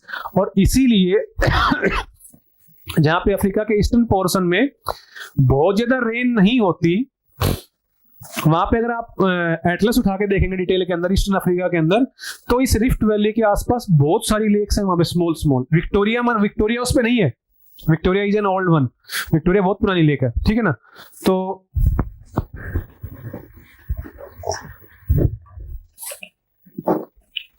ये है, तो उसके अंदर से रिवर बहना शुरू कर देगी, वरना लेक्स बन जाएंगे अगर पानी कम है तो, ठीक है। बट दिस प्रोसेस कंटिन्यूज, ठीक है ना। अब ये प्रोसेस तो कंटिन्यू करता रहेगा, रुकेगा थोड़ी ना, मेंटल प्लूम है तो थाउजेंड्स ऑफ ईयर्स तक चलता रहता है। इसको इधर पुश कर, इसको इधर पुश कर रहा है। शुरू में तो नॉर्मल डिप्रेशन बना था, बट स्टिल जमीन थी इसके नीचे। इसके बाद क्रस्ट और पतला होता जाएगा, और पतला होता जाएगा, क्या होगा अल्टीमेटली, इसका लेवल इतना लो हो जाएगा, जहां पे रिफ्ट है इसका लेवल इतना लो हो जाएगा एज दैट ऑफ सी। और जैसे ही लेवल सी के बराबर आएगा, व्हाट विल हैपन, सी का पानी इसके अंदर एंटर कर जाएगा। It will be known as a linear sea. इसको न्यू ओशियन भी कह सकते हो। उसमें छोटा सा बनता है, पतला सा बनता है। एग्जाम्पल है इसका रेड सी। लीनियर सी का एग्जाम्पल सबसे बढ़िया है रेड सी, भाई आपको देखने के लिए। तो ये वाला बन जाएगा, ठीक है। आफ्टर दैट अगर ये फर्दर कंटिन्यू करता रहता है तो एक फुल साइज का ओशियन बन जाएगा, जिसका अभी एग्जांपल है आपके लिए एटलांटिक ओशियन, जो कि अभी भी एक्सपेंड कर रहा है। और ये जो बीच वाला पोर्शन जिसके अराउंड ये एक्सपेंड कर रहा है, अब देखो यहाँ पे शुरू में वोल्केनो नहीं बनेगा। क्यों नहीं बनेगा, क्रस्ट बहुत मोटा होता है, मेंटल की प्लूम आती है, थोड़ा सा इसको उठाती है, बट इसके लिए इतना आसान नहीं है कि इसको ब्रेक करके इसके अंदर से निकल जाए, ठीक है ना। पर जैसे जैसे क्रस्ट पतला होता जाता है, ठीक है ना, अब ये मेंटल प्लूम दोनों साइड तो जाती जाती हैं, जब दोनों साइड पुश करती हैं तो ये और वीक पड़ जाता है यहाँ से, और जैसे थोड़ा सा वीक पड़ता है यहाँ से लावा तुरंत निकल के ऊपर की साइड आता है, और ठंडा होते ही तुरंत क्या हो जाता है, सॉलिड फॉर्म में आ जाता है। इसको बोलते हैं ओशियनिक रिज। और यहीं पे क्या होता है, आपका न्यू क्रस्ट फॉर्म होता है, जैसा कि अटलांटिक ओशियन के मिड में होने लग रहा है, ठीक है। और ये सारे का सारा देखो, यहाँ पे तो कॉन्टिनेंट यहाँ तक ही था ना, ये क्रस्ट तो नया बना है ना, ये सारा ही क्रस्ट नया बना है, ठीक है। तो प्लेट टेक्टोनिक्स के अनुसार क्या है, नॉर्मली जब भी आपका शुरू होता है, क्या कहते हैं, अरे मेंटल प्लूम राइज करती है जब भी किसी कॉन्टिनेंट के नीचे, तो उसका आप लोगों का क्या होता है, रिफ्ट अपार्ट होगा। पहले रिफ्ट वैली बनेगी, रिफ्ट वैली के अंदर में भी लेक्स बन जाए, और अगर अच्छा खासा पानी वहां मतलब रेनफॉल अच्छा खासा है तो उसके ऊपर अंदर से एक प्रॉपर रिवर बहना शुरू कर देती है, ठीक है। एंड देन जब उस रिफ्ट वैली का लेवल, देखो ज्योग्राफी के अंदर one thing most important to keep in mind, जो कि है वो ये है, ज्योग्राफी के अंदर हमारे टाइम, हमारी एज के अंदर कुछ नहीं होता है, 100 साल में या कुछ नहीं होने वाला, थोड़ा ध्यान रखना। यहाँ पे एटलीस्ट 500-1000 साल से पहले तो मिट्टी में नहीं बनती, वो भी आप भूल जाओ, ठीक है ना। तो जब भी कहते हैं टाइम में, तो आप ज्योग्राफी की जब पढ़ रहे हो तो ज्योग्राफी का टाइम मान के चलो कि 1000 साल, लाख साल, 2 लाख साल, इस टाइप से, ना कि ऐसा कि आप मान के चलो कि 100 साल में मतलब ये अफ्रीका वाला क्यों नहीं बन रहा फटाफट, ठीक है ना। तो ये है, ठीक है। तो यहाँ पे क्या होता है, जब इसका लेवल और लो हो जाएगा, कितना लो हो जाए, वहां पे जो सी का लेवल उसके बराबर हो जाए, तो फिर इसके अंदर से पानी बह के जाएगा नहीं बाहर, बिकॉज ये खुद ही सी के लेवल पे आ गया, सी का पानी इसके अंदर आ जाएगा।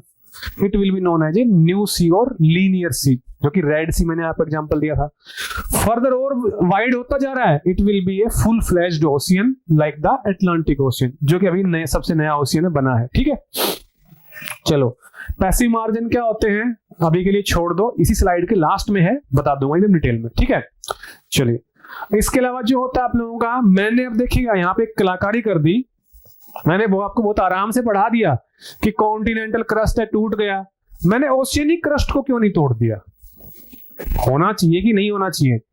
मैंने ओशियनिक क्रस्ट को क्यों नहीं तोड़ दिया? सोचिए आप, उसकी स्लाइड तो मैंने नहीं दिखाई आपको, वो नॉर्मली किसी बुक में भी नहीं मिलेगा आपको कि ओशियनिक क्रस्ट ब्रेक हो रहा है, नॉर्मली कॉन्टिनेंट वाला ही मिलेगा उसका। इसी के एंड में मैं आपको आंसर कर दूंगा कि ऐसा क्यों नहीं होता है। जब इस प्लेट टेक्टोनिक्स का एंड करूंगा थोड़ी देर में, तब आपको समझ में भी आएगा। ठीक है, तो अभी के लिए ओशियन वाले को आप ये मान लीजिए कि हमने कंजर्व रखा हुआ है, ना कि कुछ ऐसा के बीच में आपको नहीं बताया, ऐसे ही छोड़ दिया। ठीक है, so that is the process of. अच्छा, यहां पे मैंने आप एक टर्म दिया था, द कॉन्टिनेंटल रप्चर क्या होता है, कहा था कि अभी बता दूंगा। रप्चर होता है किसी के टुकड़े हो जाना। ठीक है, सिंगल कॉन्टिनेंट था, दो अलग अलग बन गए ना, that is the continental rupture. Divergent boundary के ऊपर जब एक कॉन्टिनेंट दो या तीन या मल्टीपल में टूट जाता है, that process is known as continental rupture. ठीक है ना, at the divergent plate boundaries when a single continent और a single plate continental plate is broken apart into multiple pieces और मल्टीपल कॉन्टिनेंट्स, इट इज और multiple parts, it is known as continental rupture. I think continental rupture आपको समझ में आ गया होगा। ठीक है, ओशियनिक प्लेट के नीचे रप्चर क्यों नहीं होता अभी आपके आगे आ जाएगा, या वो बहुत ही कम न्यूज में रहती है कि उसके रप्चर हो रहा है। ठीक है, तो वो भी आपको लास्ट में बताऊंगा, तब तक के लिए नेक्स्ट स्लाइड में चलते हैं। ठीक है, नेक्स्ट वन इज, ठीक है, अफ्रीकन रिफ्ट वैली आपको दिखा दिया है। कन्वर्जेंट बाउंड्री, कन्वर्जेंट बाउंड्री में मैंने आपको लिखा है कि तीन टाइप की हो सकती है, या तो एक साइड ओशियन वाली। अच्छा, one very important thing I forgot to tell you, but उसका जरूरत भी अभी है, यहीं पे ही है, इससे पहले उसका जरूरत भी नहीं था। प्लेट टेक्टोनिक्स जो है, it divides plate into two types. तो कहते हैं कि सारी अर्थ में प्लेट्स हैं भाई, ओशियन के ऊपर भी जो वाटर है वो किसी तो लैंड के ऊपर टिकाई हुआ है ना, तो क्रस्ट तो उसके भी नीचे है। वो अलग बात है कि it is like ocean, continent वाला क्रस्ट इतना मोटा है, ओशियन वाला क्रस्ट इतना पतला सा है, यही तो बात है ना। पर ये क्रस्ट है तो सही ना यहाँ पे, ये वाला बहुत ही ठीक है। तो ये जो उसने कहा कि प्लेट्स को दो टाइप में बांटा गया है। ठीक है, plates according to plate tectonics, plates are of two types, one is oceanic and one is continental. ठीक है ना, continental plates are generally lighter, और जो ओशियनिक प्लेट्स हैं वो जनरली आपकी हैवियर होती हैं। ठीक है, और ओशियन प्लेट में भी, ओशियन में भी अगर कई बार देखो यहाँ पे, तो ओशियनिक और कॉन्टिनेंटल का कोलिजन हो सकता है। एक प्लेट इधर से आई, दूसरी एक ओशियनिक और एक कॉन्टिनेंटल हो। ठीक है, दूसरा हो सकता है ओशियनिक ओशियनिक और दोनों ही ओशियनिक प्लेट हो। तीसरा हो सकता है दोनों ही कॉन्टिनेंटल वाली हो। ठीक है ना, so these are the three scenario जब कोलिजन होगा। ठीक है, तो इसके अंदर तीनों सिनेरियो को देखते हैं हम एक बार कि किस किस टाइप से ये हो सकता है। ठीक है, तो ओशियन वाली प्लेट को हम नॉर्मली क्या, it is a fact, continent वाली से हैवी मानते हैं, for the simple reason it is mainly made up of sima और mainly made up of mafic lava. ठीक है, and it is made up of basalt. Basalt के अंदर weight ज्यादा होता है, इट हैज मोर डेंसिटी के मिनरल्स होते हैं इसके अंदर। मैग्नीशियम हो गया आप लोगों का, इसके अंदर सिलिका और एल्यूमिनियम होता है, और इसके अंदर जो रॉक्स होती है मेनली ग्रेनाइट टाइप की होती हैं, तो they are lighter in nature. ठीक है ना, जो बासाल्टिक या मैफिक रॉक्स होती हैं दे आर हैवियर। ठीक है ना। सो यहाँ पे क्या है, तो ओशियन वाली because of mineral composition ocean वाली प्लेट हमेशा हैवियर होगी देन द कॉन्टिनेंट वाली प्लेट। बट अगर ओशियन वाली को ओशियन वाली से मिला दिया जाए तो, अब ओशियन वाली तो लॉजिकली लगभग सारी प्लेट मैफिक लावा या बासाल्टिक लावा की ही बनी होंगी या बासाल्टिक रॉक्स की बनी होंगी, तो व्हाट इज द डिफरेंस? तो अब कौन सी को हैवी और कौन सी को कम हैवी मानोगे? तो ओशियन वाली के अंदर जो ओल्ड होगी दैट इज कंसिडर्ड हैवियर, ठीक है ना, और जो क्या है न्यूअर है दैट इज कंसिडर्ड लाइटर। इतनी लाइट ना है कि कॉन्टिनेंट वाली से भी लाइट है, ये light in comparison to old oceanic only, ठीक है। और कॉन्टिनेंट वाली तो दोनों ही लाइट रहती हैं। अब कहोगे सर ये लाइट और हैवी क्या पढ़ा रहे हो, इसका क्या लॉजिक है? अभी समझ में आ जाएगा आपको, जस्ट आप लोग नेक्स्ट स्लाइड पे चलिए। ये बेसिक बताना जरूरी था वरना वहां जाके बताना पड़ता आपको। फर्स्ट ऑफ ऑल हम ऐसा 3 केस स्टडी थी हमारे पास, ओशियनिक कॉन्टिनेंटल, कॉन्टिनेंटल और ओशियनिक, ठीक है। तो पहली वाली को देखते हैं, ओशियनिक एंड का कन्वर्जेंस हो कॉन्टिनेंट वाली के साथ, ठीक है। इसके ऊपर हमें जब भी एक ओशियनिक प्लेट कॉन्टिनेंट वाली प्लेट से कोलाइड करती है, हमें 3 मेन फीचर देखने को मिलते हैं। एंड द फीचर्स आर, एक तो ओशियनिक ट्रेंच देखने को मिलेगी, कोस्ट के ऊपर माउंटेन देखने को मिलेगी, और एक वोल्केनिक आर्क देखने को मिलेगी, ठीक है। बेसिकली होता कैसे है, लेट अस अज्यूम कि मैं दो प्लेट है, एक कॉन्टिनेंट वाली प्लेट है, ओशियनिक प्लेट है, थोड़ी इसकी हाइट थोड़ी ज्यादा होती है, ठीक है। होता क्या है, दोनों एक दूसरे को पुश करती हैं, इसके ऊपर जो रॉक्स हैं दे आर लाइटर, वो फोल्ड होना शुरू हो जाती हैं, ठीक है ना। ये जो है ये हैवियर है, थोड़ी फोल्डिंग इसमें नामचारे की होती है फ्यू मीटर्स तक। उसके बाद ये बनी किससे थी, नीचे से जो लावा आया था लास्ट स्लाइड के अंदर, आप याद कीजिए लास्ट कॉन्सेप्ट के अंदर जब डाइवर्जेंट बाउंड्री के ऊपर न्यू क्रस्ट बना था तो मेंटल से लावा निकल के आया था। तो ये प्लेट जो है किस मटेरियल से बनी है, उसी मटेरियल से जो कि मेंटल के अंदर से आता है। तो मेंटल वाली डेंसिटी का होगा। अब मेंटल का टेम्परेचर कितना है भाई साहब, मेंटल का टेम्परेचर में भी हम ज्यादा ना माने तो 1000 डिग्री मान ले, अरे 500 डिग्री मान ले, तो 1000 होगा आराम से, ठीक है ना। ओशियन का टेम्परेचर कितना होता है, ओशियन की बॉटम लेयर का टेम्परेचर 4, 5, 6, 7 डिग्री खूब जोर लगा के, वरना तो 0 पे ही रहता है वो, ठीक है ना। तो यहां पे क्या होगा, ये जो है ये प्लेट ओशियन वाली जिसको हम हैवियर बोल रहे हैं, ये कितनी हैवी है, ये इतनी हैवी है कि जिस मेंटल पे तैर रही है उससे भी अधिक हैवी है। क्यों? बिकॉज मेंटल के अंदर जो मटेरियल है ये कितने डिग्री पे है, 1000 डिग्री पे, ये कितने डिग्री पे है, 0 डिग्री पे। 0 डिग्री के होने के कारण क्या हुआ, ये सॉलिड हो गई, सॉलिड होने के बाद ठंडक में और सिकुड़ गई, तो इसकी डेंसिटी इतनी बढ़ चुकी होती है that its density is now more than that of liquid mantle itself, ठीक है ना। तो दोनों कोलिजन होता है, तो ये तो अब हैवियर हो चुकी है then the liquid mantle itself, तो अब ये और राइज नहीं कर सकती, ये तो ग्रेविटी कारण इसके अंदर टूट गिर जाएगी, ठीक है ना।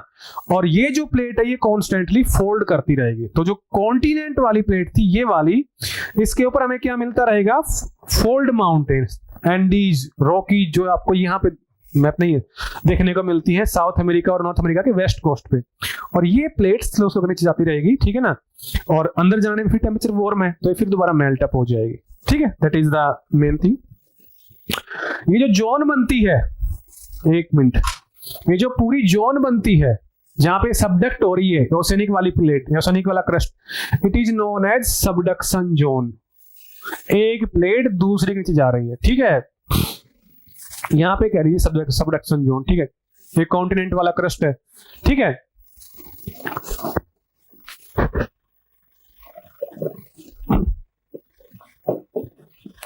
आई थी बात समझ में आपको, ठीक है।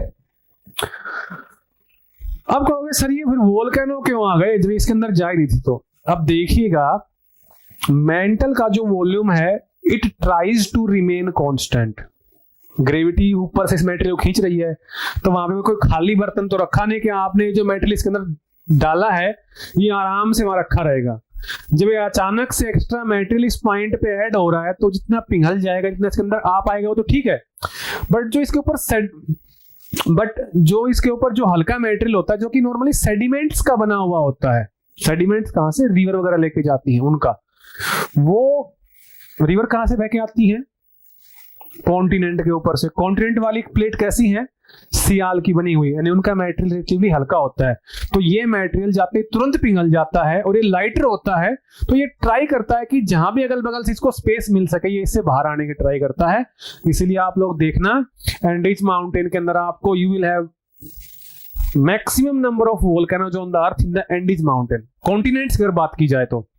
और वहीं पैसिफिक में ट्रेंच बनती है, तो पैसिफिक उस दोनों साइड, ट्रेंच के दोनों side you will find good number of volcanoes, because जो एक्स्ट्रा मेटेरियल हो रहा है ये कहां जाएगा, ये कहीं नहीं जा सकता। ये it tries to come out, सारा बाहर नहीं आता but it tries to come out, और जहां पे इसको थोड़ा सा भी कुछ स्पेस मिलता है, थोड़ा सा भी वीक पोर्शन ऑफ क्रस्ट मिलता है, ये इसको ब्रेक कर देता है।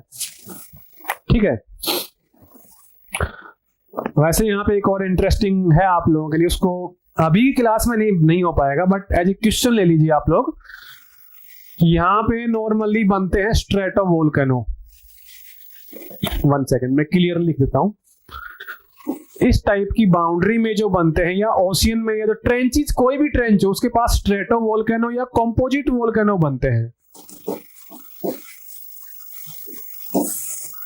जबकि प्लेट कैसी डूब रही है, ओशियनिक वाली, जो कि मैफिक लावा की बनी है। तो भाई साहब ये फैलसिक लावा के वोल्केनो कहां से बन के आ रहे हैं, मैफिक लावा के वोल्केनो क्यों नहीं आ जाते? ये आप लोगों के लिए एक सोचने का विषय है। वोल्केनो वाली क्लास में डिटेल में बताया जाएगा, बट ट्राई टू अंडरस्टैंड कि ऐसा क्यों हो रहा है। ठीक है ना, ठीक है।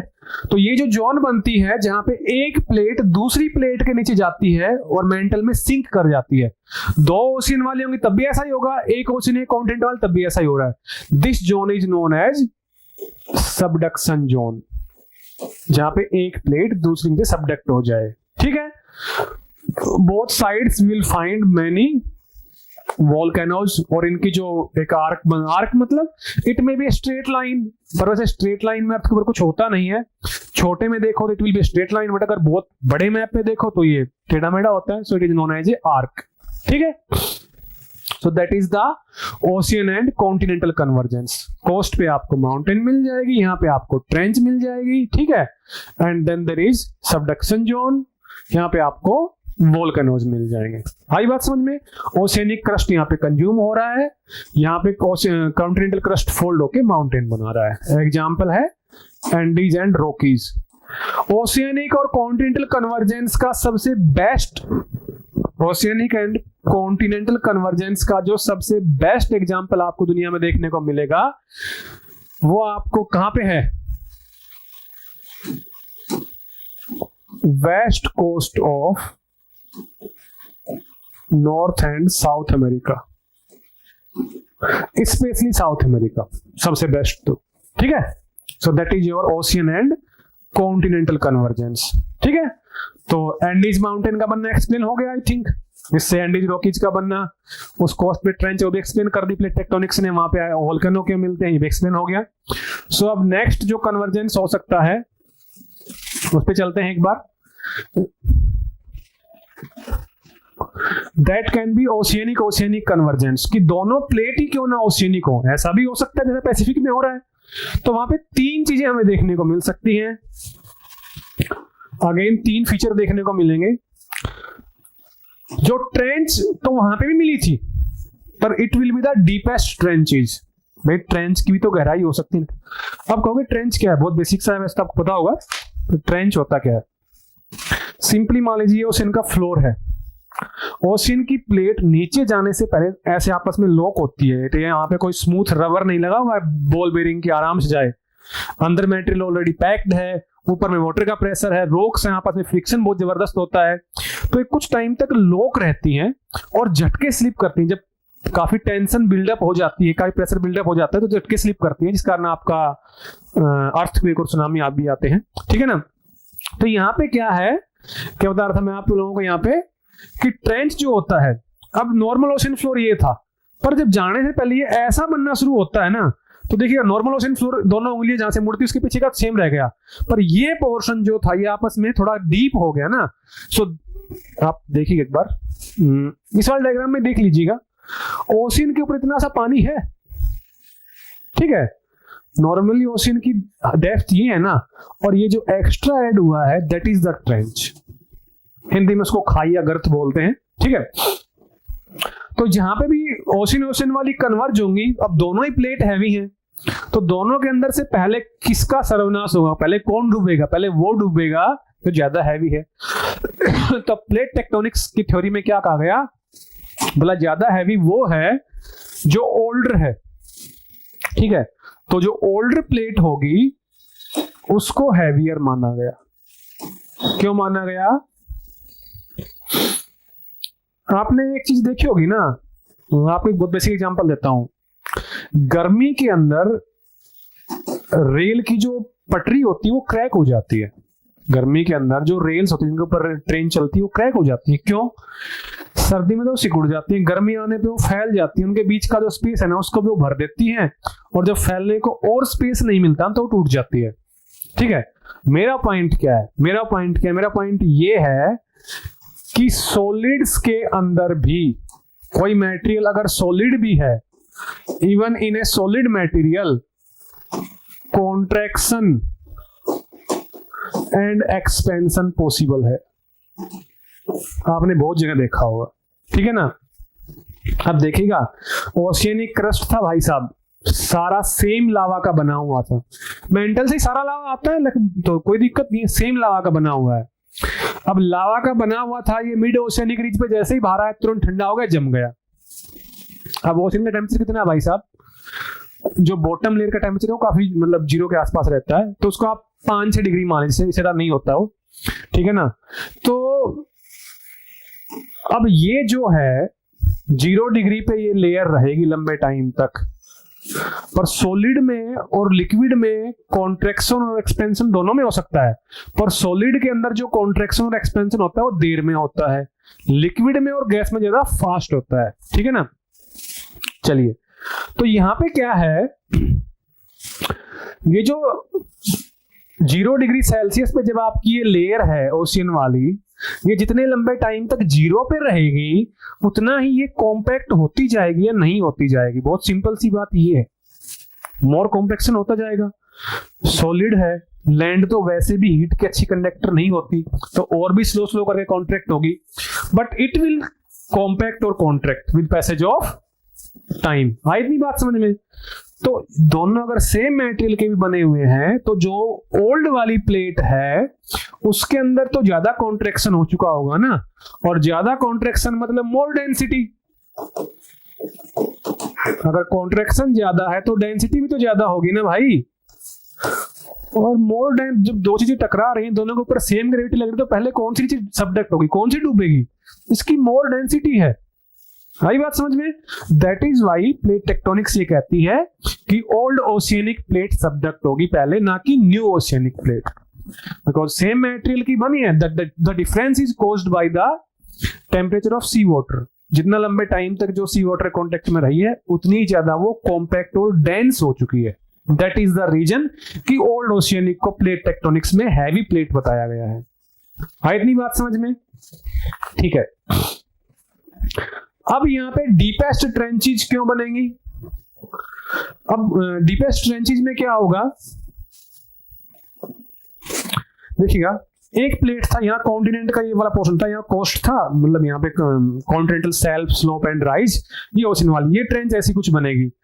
एक एकदम ओशन के बीच में हो, पहले आप बहुत डेप्थ पे हो और उसके बाद भी प्लेट फर्दर नीचे मुड़ जाए, तो सबसे डीप ट्रेंच जो मरियाना ट्रेंच वगैरह है वो कैसे बनी है, जहां पे दोनों ही ओशियनिक प्लेट मिली हुई है आपस में, ठीक है ना। So deepest trenches are formed in oceanic convergence boundary, ठीक है। अब मटेरियल तो यहां भी अंदर जा रहा है, पूरा मटेरियल तो कंज्यूम हो नहीं पाएगा प्लेट के अंदर, some of it will try to come out, और ये ओशियन के अंदर आइलैंड्स की फॉर्म में, आइलैंड मतलब जो वोल्केनो वाटर के लेवल से ऊपर आ गया it will B island, otherwise जो नीचे रह गया वो वोल्केनो तो है ही है, तो इसलिए मैंने लिखा वोल्केनिक आइलैंड आर्क। तो बहुत सारे आइलैंड आपको मिल जाएंगे but they will be mainly volcanic in origin, इसलिए पैसिफिक में बहुत सारे आइलैंड है और सभी का रीजन ओरिजिन कैसा है, वोल्केनिक है। डीप फोकस्ड अर्थक्वेक्स, अब डीप फोकस्ड अर्थक्वेक के लिए, अब यहाँ फोकस ऑफ अर्थक्वेक तो जानते होंगे, जहां पे एनर्जी लो होती है और जहां से बस इस पॉइंट पे लॉक हो रखी दोनों प्लेट, यहां से ये पॉइंट टूटते के साथ ये स्लिप कर जाएगी, आगे स्लिप कर जाएगी, ठीक है ना। ये पॉइंट जितना डीप होता है ना उतना ही स्ट्रॉन्ग अर्थक्वेक आता है, उतनी ही तगड़ी सुनामी आती है, ठीक है ना, उतनी स्ट्रॉन्ग सुनामी भी आती है। तो ये जो सबसे डीप फोकस्ड अर्थक्वेक होते हैं ये कहाँ मिलते हैं आपको, बिकॉज ट्रेंच डीप है तो अर्थक्वेक भी तो डीप फोकस्ड ही मिलेगा आपको, ठीक है ना। So that is your deep focused earthquake. इसका मतलब क्या है, वेरी स्ट्रॉन्ग अर्थक्वेक्स। वैसे अर्थक्वेक का डिटेल में एक अलग से टॉपिक है, वो जब जाएगा तो डिटेल बताया जाएगा, ठीक है ना। चलिए, इसका रीजन एक ये भी होता है कि जितना आप डीप में जाओगे rocks are getting stronger and stronger, ठीक है। तो जब टेंशन बिल्डअप होती है ना तो एक रॉक जो वीक है वो थोड़े प्रेशर बिल्डअप होते ही स्लिप करने लग जाती है आपस में, तो उतना प्रेशर बिल्डअप हो ही नहीं पाता कि उतनी एनर्जी स्टोर हो पाए। और जितनी टफ रॉक होगी ना वो एनर्जी सहन, वो प्रेशर को सहन करती रहेगी, पूरा क्रस्ट फोल्ड होता रहेगा। अब क्रस्ट अच्छा खासा फोल्ड हो रखा है अच्छी खासी लेंथ तक, लाइक मान लो 5-7 मीटर का, तो 5-7 मीटर एक झटके में सरके और एक सरके 10 सेंटीमीटर, तो which one is more movement, obviously 5-7 metre वाला। तो वहां पे क्या होता है, डीप फोकस अर्थक्वेक स्ट्रॉन्ग के होते हैं, क्योंकि जनरली वहां पे ये होता है कि डीप अर्थ के डीप में rocks are more tough and they can bear more pressure, so they do not allow the slippage of what you call plates easily. पहले अच्छा खासा प्रेशर बिल्डअप करती है, उसके बाद ही अलाउ करती हैं रॉक्स प्लेट्स का स्लिप करना, ठीक है। So that is the one thing. अब देखिएगा, अब आप एक बेसिक सी बात मानिएगा, मतलब मानना क्या है, क्लियर ही है, ठीक है। ये कॉन्टिनेंटल क्रस्ट यहां तक है, ठीक है भाई। यहाँ ओशन वाली प्लेट मान लो कहीं पीछे तक है, यहाँ भी कहीं पे है, मतलब वो दूर जाके कॉन्टिनेंट तो होगा ही कहीं ना कहीं, तो ठीक है। पहले ये ओल्ड वाली प्लेट कंज्यूम हो जाएगी कि नहीं हो जाएगी, ठीक है। फिर ये कॉन्टिनेंट वाला पोर्शन यहाँ पे आ जाएगा, कॉन्टिनेंट, ठीक है। अब ये कॉन्टिनेंट से क्या बन जाएगा, ओशियनिक कॉन्टिनेंट वाला कन्वर्जेंस बन जाएगा। अब जब ये वाली प्लेट भी कंज्यूम हो जाएगी इसके नीचे, तो क्या बन जाएगा, ये वाला कॉन्टिनेंट इसके सामने नहीं आ जाएगा, and that will be an example of continent continent convergence, जैसा कि इंडिया वाले केस में हुआ। इंडिया पहले अफ्रीका के पास था, जब इंडिया पहले अफ्रीका के पास था तो वहां पे क्या हुआ, जब इंडिया पहले अफ्रीका के पास था तो वहां पे क्या हुआ, वहां से चल के यहां तक आया। बीच में क्या था, सी था इसके भी, टेथिस सी। सी ज्यादातर कंज्यूम हो गया, बचा कुछ हिमालय के फॉर्म में फोल्ड हो गया। अल्टीमेटली क्या किया, जो हिमालयन पेनिनसुला का लैंड मास था वो टकरा गया, सॉरी इंडियन पेनिनसुला था वो टकरा गया किससे, चाइनीज प्लेट से, तिब्बतन प्लेट से, and we have the at last. तो ओशियनिक कॉन्टिनेंट कन्वर्जेंस हो या ओशियनिक ओशियनिक कन्वर्जेंस हो, ultimately it will reach to the point of continent continent convergence. जैसे के लिए मैं आपको और एक एग्जांपल देता हूं, पैसिफिक ओशियन है, पैसिफिक ओशियन में बहुत सारी ट्रेंचेज हैं, बहुत सारी ट्रेंचेज हैं, मतलब मटेरियल कंज्यूम होने लग रहा है। जब मटेरियल कंज्यूम होने लग रहा है तो क्या हो रहा है, क्रस्ट तो कंज्यूम हो जाएगा in millions of years. That means one day western coast of north and south America will collide with eastern coast of Asia and Australia। तो अल्टीमेटली जो आज हमें देखने को लग रहा है कि इट इज ओशियनिक कॉन्टिनेंटल या oceanic oceanic convergence, ultimately it will also reach to the continent continent convergence like it happened in the case of Himalayas, ठीक है। सो लेट अस सी जो लास्ट केस बनता है कन्वर्जेंट बाउंड्री का, that is continent continent convergence. तो इसमें जो होगा एक टर्म आती है कॉन्टिनेंटल रप्चर, आपको बता दिया, कॉन्टिनेंटल सचर बनता है, ठीक है। ठीक है, इसने पूरा एक्सप्लेन करने की ट्राई किया है, एक मतलब डायग्राम दिखाया है। ये ट्रेंच यहाँ बनी थी छोटी सी, ओशियन था स्टिल, बट जब ये ओशियन वाली प्लेट पूरी कंज्यूम हो जाएगी तो ये वाला पोर्शन और ये वाला पोर्शन आमने सामने नहीं आ जाएगा, जैसे यहाँ पे आ गए। अब इसके बाद भी अगर प्लेट धक्का मार रही है बिकॉज ऑफ मेंटल प्लूम, तो धक्का मारेगी ही। अब क्या होगा, दोनों कंटेंट एक दूसरे से भिड़ना शुरू हो जाएंगे, ठीक है ना। तो ये जो प्रोसेस होता है, जब टू डिफरेंट कॉन्टिनेंट्स या two continental plates collide with each other, and जो प्लेट होती है वो दो ना बनके एक रह जाए, that is known as continental suture. जो तो कॉन्टिनेंटल रप्चर था तो वो था एक कॉन्टिनेंटल प्लेट का दो में या मल्टीपल में ब्रेक हो जाना, और कॉन्टिनेंटल सचर क्या है, दो का या मल्टीपल कॉन्टिनेंटल प्लेट्स का एक में वापस से कन्वर्ट हो जाना, दैट इज कॉन्टिनेंटल सचर। ठीक है, सो दैट इज क्लियर। अब मैंने यहां पर लिखा, लास्ट में क्या लिखा था, डीपेस्ट ट्रेंच। ट्रेंच तो उसमें बनती थी, इसमें माउंटेन इसमें बनती है, इससे पहले वाले के अंदर जब ओशियनिक कॉन्टिनेंट वाला था माउंटेन बनती थी, कॉन्टिनेंट वाला क्रस्ट फोल्ड हो जाता था। पर मैंने यहां पे ये क्यों लिख दिया कि highest mountains in the world, इसका एग्जांपल, इसका रीजन मैं आपको देता हूं। मैं अभी आपको यही बोल रहा हूं ना कि जो पेनिनसुला था इंडिया वाला वो कोलाइड कर गया तिब्बतन प्लेट के साथ, दोनों कॉन्टिनेंटल प्लेट हैं। तो दुनिया में सबसे ऊंची माउंटेन भी कौन सी, हिमालय। एंडीज रॉकीज हिमालय से पहले बनना शुरू हुए थे काफ़ी, पर फिर भी हिमालय की हाइट उनसे काफ़ी ज़्यादा। ऐसा क्यों है? ऐसा इसलिए है कि देखिएगा आप, ये भी कॉन्टिनेंट वाला क्रस्ट है और ये भी कॉन्टिनेंट वाला क्रस्ट है। ऊपर में जो मटेरियल है कितना भी जमा हो जाए, ये क्रस्ट वीक नहीं पड़ता। वीक नहीं पड़ता मतलब एक तरीके से आप ये मान लीजिए, ये डबल कहते हैं ना, डबल तली की नाव हो गई, इसके ऊपर कितना वेट रख लो, नीचे की साइड टूट के जो लिक्विड मेंटल होता है उसके अंदर नहीं गिरती है। इसका रीजन बेसिकली ये होता है कि इसके ऊपर कितना मटेरियल बिल्डअप हो जाए। पहली बात तो दोनों साइड जब कॉन्टिनेंट है तो मटेरियल बिल्डअप होने के लिए भी ज़्यादा है, और इस ज़्यादा मटेरियल का वेट सहन करने के लिए भी, to bear the large weight of this huge material, क्या है यहाँ पे डबलिंग ऑफ क्रस्ट हो जाती है। इस कॉन्टिनेंट का भी क्रस्ट और इस कॉन्टिनेंट का भी क्रस्ट, इनमें भी आपस में जैसा ओशियनिक प्लेट में होता है, it is possible that one of them is little bit lighter and one of them is little bit heavier, but फिर भी दोनों में से कोई सा भी इतना हैवी नहीं होता कि वो फटाफट मेंटल के अंदर श्रिंक करे। ठीक है ना, दैट इज द थिंग। दूसरी बात क्या है, एक सेकेंड इसको क्लियर,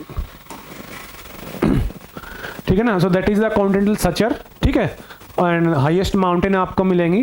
ठीक है, इसके अलावा जो आप लोगों का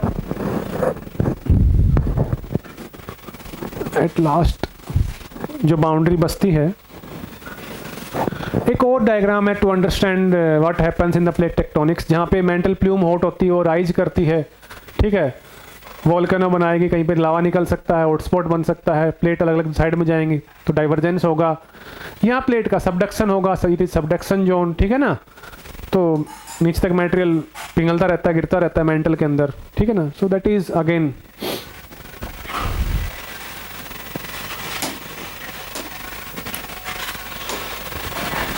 ठीक है। Now there was a person named Wilson, and Wilson like Wegener भी अपना कुछ कलाकारी किया, एंड उसने दिया विल्सन साइकिल। उसने विल्सन साइकिल कैसे दिया? उसने कहा कि बेसिकली क्या होता है, there is a continent, there is big lithosphere, it will break apart, there will be young basin, rift valley, और मतलब red old basin like Atlantic Ocean, it is like Red Sea. और जब Atlantic ocean ज़्यादा पुराना हो जाएगा तो उसकी प्लेट खुद डूबना शुरू कर देती हैं, like in the case of Pacific. Pacific is the oldest ocean in the world. Plate डूब रही है उसकी, अगर प्लेट डूब रही है जो बनी थी जिस कारण से दूर गए, जब प्लेट डूब रही है तो ये तो तब दोनों कॉन्टिनेंट पास आएंगे ना। ठीक है ना, आइलैंड की आर्क पैसिफिक में बनने लग रही हैं। ठीक है, तो एक दिन जैसे इसको हम लोग मानते हैं नॉर्थ एंड साउथ अमेरिका, इसको मान लेते हैं Asia and Africa, sorry Asia and Australia.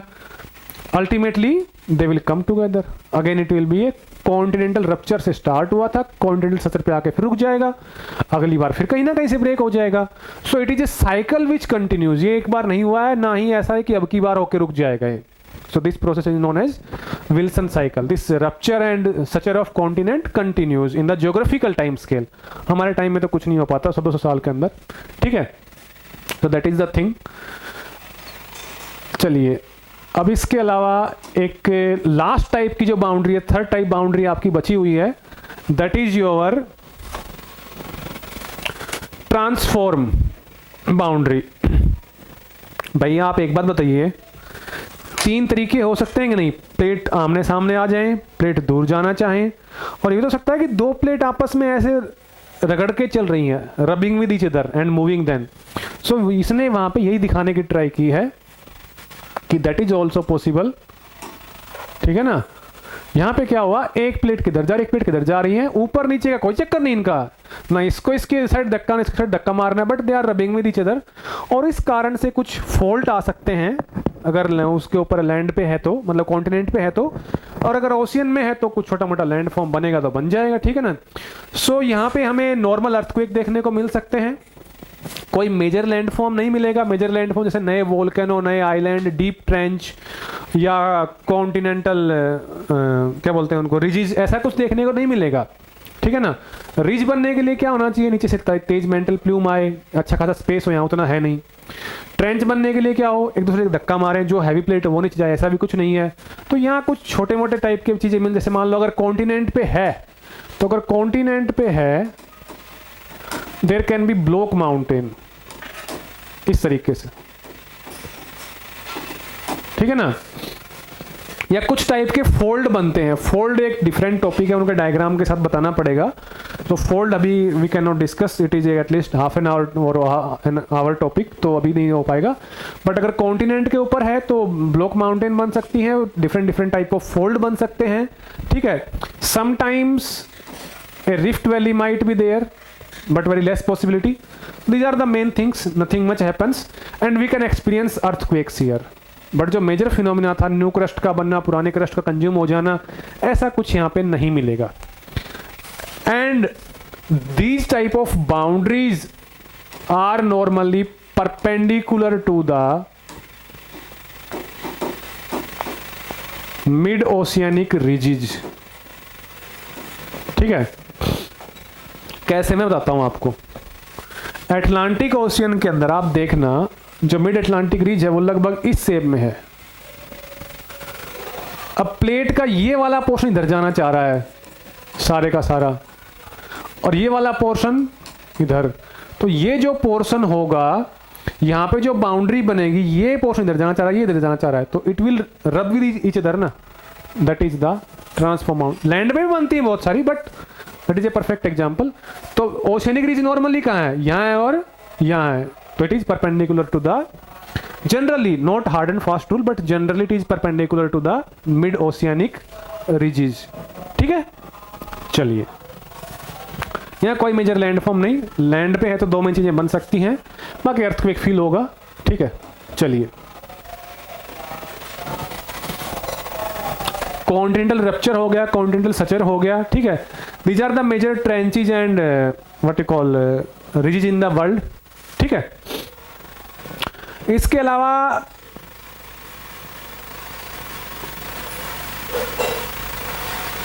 एक जो कॉन्सेप्ट आप लोगों का, हाँ, मैंने कहा था कि मैं आपको मार्जिन्स बाद में बता दूंगा at the last.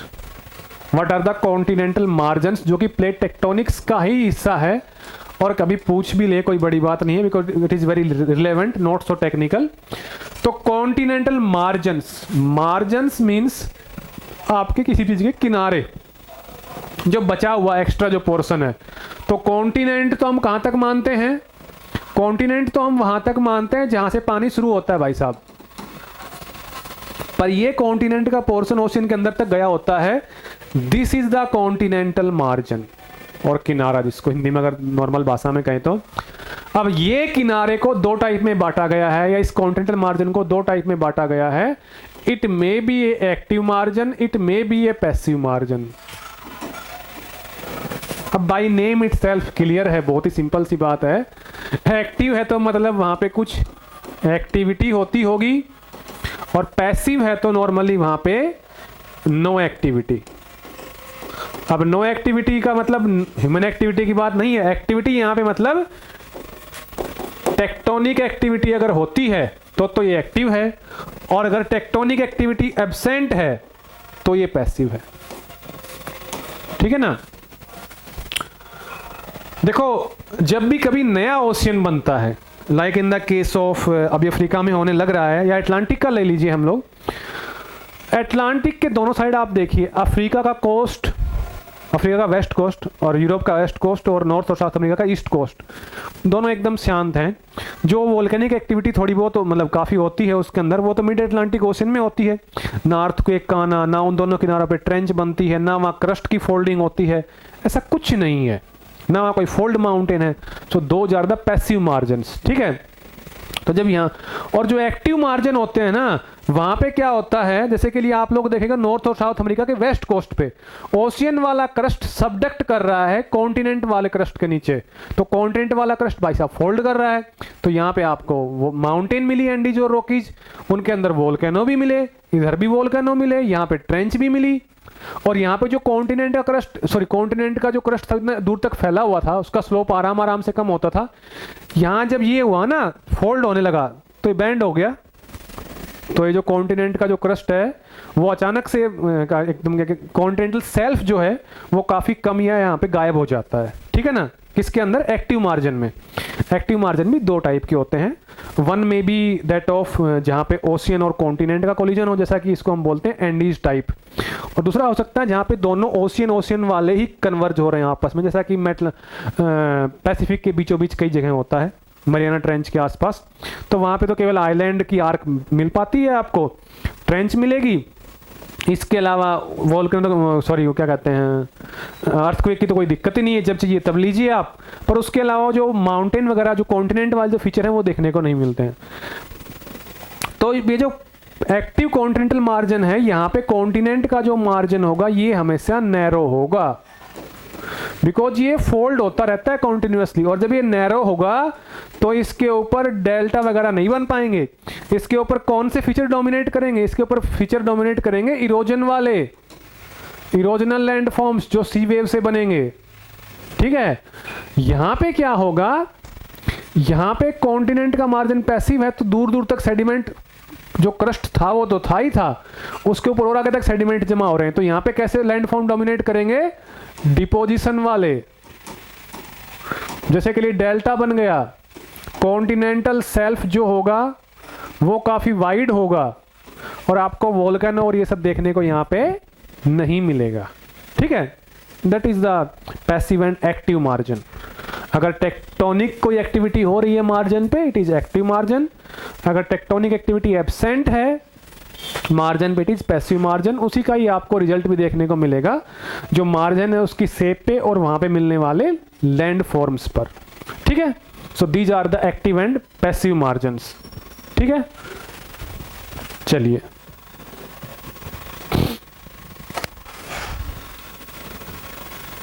This is the question for today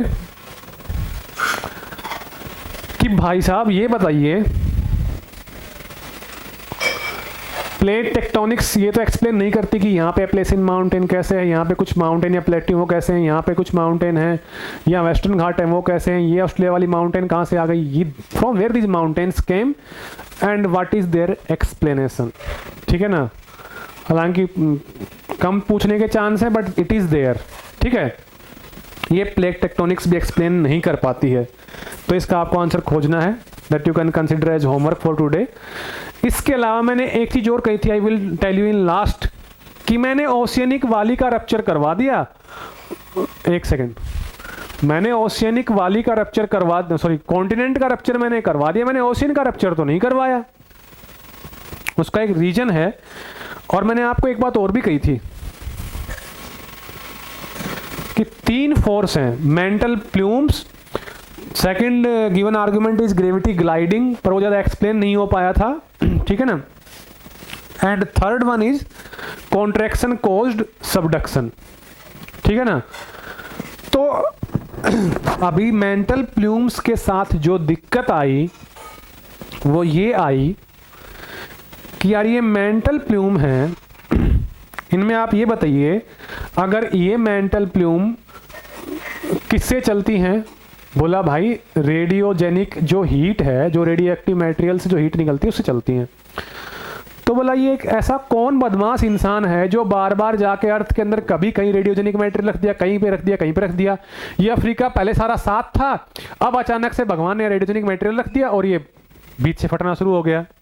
ये कौन सा तरीका है? तो बोला कि यार ये जो ठीक है मेंटल प्लूम्स होती हैं, ये प्रूवन है, बिकॉज वरना हॉटस्पॉट नहीं बनते, तो ये बात समझ में आती है। पर ये ऐसा कौन कलाकारी कर रहा है कि ये radiogenic material time to time change होता रहता है, कभी कहीं पे ज़्यादा है कभी कहीं पे ज़्यादा है, ये ऐसे क्या जादू हो रखा है। तो फिर एक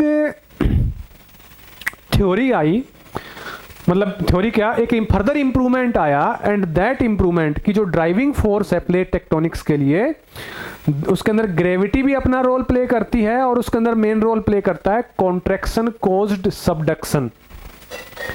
इसने ये कहा कि जो कॉन्टिनेंट वाली प्लेट है, बेसिकली प्लेट पुश अपार्ट होती है नहीं होती है नहीं पता है, पर ये कहा गया, मतलब इस थ्योरी के अनुसार, मैं नहीं कह रहा, मुझे नहीं पता, पर इस थ्योरी के अनुसार ये कहा गया, पर ये जो सिस्टम है वहां पे ये है कि भाई साहब जो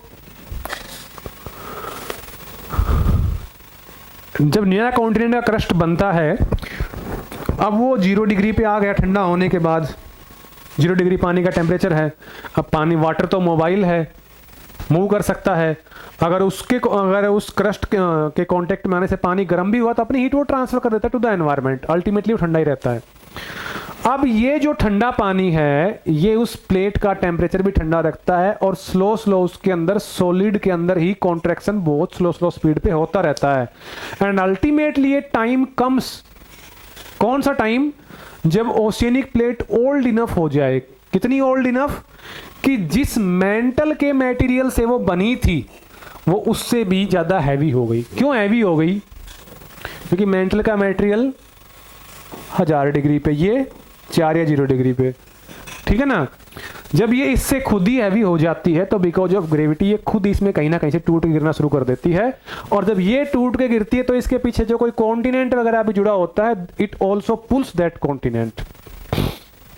that is the improvement given, कि ये केवल इससे एक्सप्लेन नहीं हो पाएगा, we have to take into consideration contraction caused subduction. It is the recent improvement in the plate tectonics, जो कि हेल्प करता है जो अकेले मेंटल प्लूम्स बार बार अलग अलग जगह क्यों चल रहे हैं उसको एक्सप्लेन करने में, ठीक है ना। तो इसलिए क्या था, जो अब इस कॉन्सेप्ट के हिसाब से जो ओशियन वाला क्रस्ट है उसकी नॉर्मल, अगर उसके नीचे कोई स्ट्रॉन्ग मेंटल प्लूम आ गई तो अलग बात है, पर उसकी नॉर्मल टेंडेंसी क्या रहती है, उसकी नॉर्मल टेंडेंसी रहती है श्रिंक करने की, ना कि रिप अपार्ट होने की। तो इसलिए वहां पे उसका रप्चर कम ही, लॉजिकली कम ही पॉसिबल है, और इसलिए बुक्स में भी कम देखने को मिलता है और रियल लाइफ में भी कम देखने को मिलता है, ठीक है ना। हाँ, रप्चर जो एक बार कॉन्टिनेंट का हो गया वो ओशियन के नीचे कंटिन्यू कर जाता है, ठीक है ना, बिकॉज क्रस्ट काफी पतला होता है, नीचे से आने वाली मेंटल प्लूम को उसके लिए तोड़ पाना थोड़ा इजी होता है, ठीक है ना। चलिए आगे। तो दैट वाज द रीजन कि कॉन्टिनेंटल रप्चर मेनली कॉन्टिनेंट का पढ़ाते हैं, ओशियन का नहीं पढ़ाते हैं, ठीक है ना। ठीक है, so this was all about your plate tectonics. I think ज्यादा डाउट आपको नहीं रहना चाहिए, but still if you have more doubts तो आप बता सकते हैं, ठीक है ना। कमेंट बॉक्स में जरूर बताइए जैसा आपको लगा हो। If you want me to teach slow और फास्ट, इंक्रीज और डिक्रीज स्पीड और वॉल्यूम, और that will all depend on your feedback, so please give all your feedbacks, ठीक है ना, we take them very seriously। बाकी अभी आज के लिए इतना ही था। Plate tectonics explains one more important thing, mountain building भी हो गया, अर्थक्वेक्स, जहां पे भी डाइवर्जेंट बाउंड्री होती है, डाइवर्जेंस स्लो करके हो जाता है, मतलब स्लो करके मतलब it sex the earth, but इतना भी सेक नहीं करता, कोई तो दिक्कत हो। पर जहां पे कन्वर्जेंट बाउंड्री होती है तो वहां पे प्लेट पहले आपस में लॉक रहती है लंबे टाइम तक, ठीक है ना, बिकॉज सॉलिड है, अंदर भी कोई खाली स्पेस नहीं पड़ा मेंटल के अंदर कि आप जाइए और घुस जाइए। तो from both sides pressure applied होता है, प्रेशर बिल्डअप होता है, रोक हल्की हल्की फोल्ड होती है, और जब ये जो रोक के बीच में जो पॉइंट है जिसपे अटकी होती है, जब वो पॉइंट और प्रेशर होल्ड नहीं कर पाता तो स्लिप कर जाती है झटके से, and that's abrupt movement of plates causes earthquakes। और अगर वो पॉइंट पानी के नीचे है तो it will cause tsunami। तो it also explains the earthquake and tsunami, जो कि टेक्टोनिक ओरिजिन के हैं। tsunami can also be caused by, उसका अलग चैप्टर है, अलग चैप्टर तो क्या टॉपिक है, अर्थक्वेक और सुनामी के अपने अलग अलग रीजन भी हो सकते हैं, बट द मेजोरिटी जो अर्थक्वेक है बड़े बड़े जैसे जापान में आते हैं, फिलीपींस में आ गया, जो कि प्लेट्स के कारण आते हैं, उसको एक्सप्लेन कर देता है, जो कि टेक्टोनिक या जियोमॉर्फोलॉजिकल ओरिजिन के होते हैं। पर उसके अलावा डैम से आ गया, कोई बॉम्ब ब्लास्ट अंडरग्राउंड कर दिया उससे आ गया, तो वो भी चलता रहता है, ठीक है ना, so that is also there. But the major जो सबसे बड़े वाले अर्थक्वेक होते हैं उनको एक्सप्लेन ही कर देता है, ठीक है। So plate tectonics explains continental rupture, continental suture, new ocean या न्यू क्रस्ट का बनना, पुराने क्रस्ट का कंज्यूम होना, ठीक है, ओशियन का बनना है कंज्यूम होना, कॉन्टिनेंट का दोबारा जुड़ के हो जाना, हाउ वोल्केनिक आइलैंड या वोल्केनिक आर्क फॉर्म होती है, अर्थक्वेक और सुनामी का आना, ठीक है, माउंटेन्स का बनना, all these things are explained by the plate tectonics. Hope आपको कुछ समझ में आया होगा, कुछ तो काफी कुछ समझ में आया होगा। फिर भी डाउट्स मे बी देयर, तो आप उसके लिए प्लीज जितना भी फीडबैक हो आप ये मत सोचिएगा कि I mean we all improve by your feedback, तो प्लीज अपना फीडबैक जरूर दीजिए। एंड मिलते हैं आपसे नेक्स्ट क्लास में, जो उसका शेड्यूल आपको बता दिया जाएगा, ठीक है। It's all for now.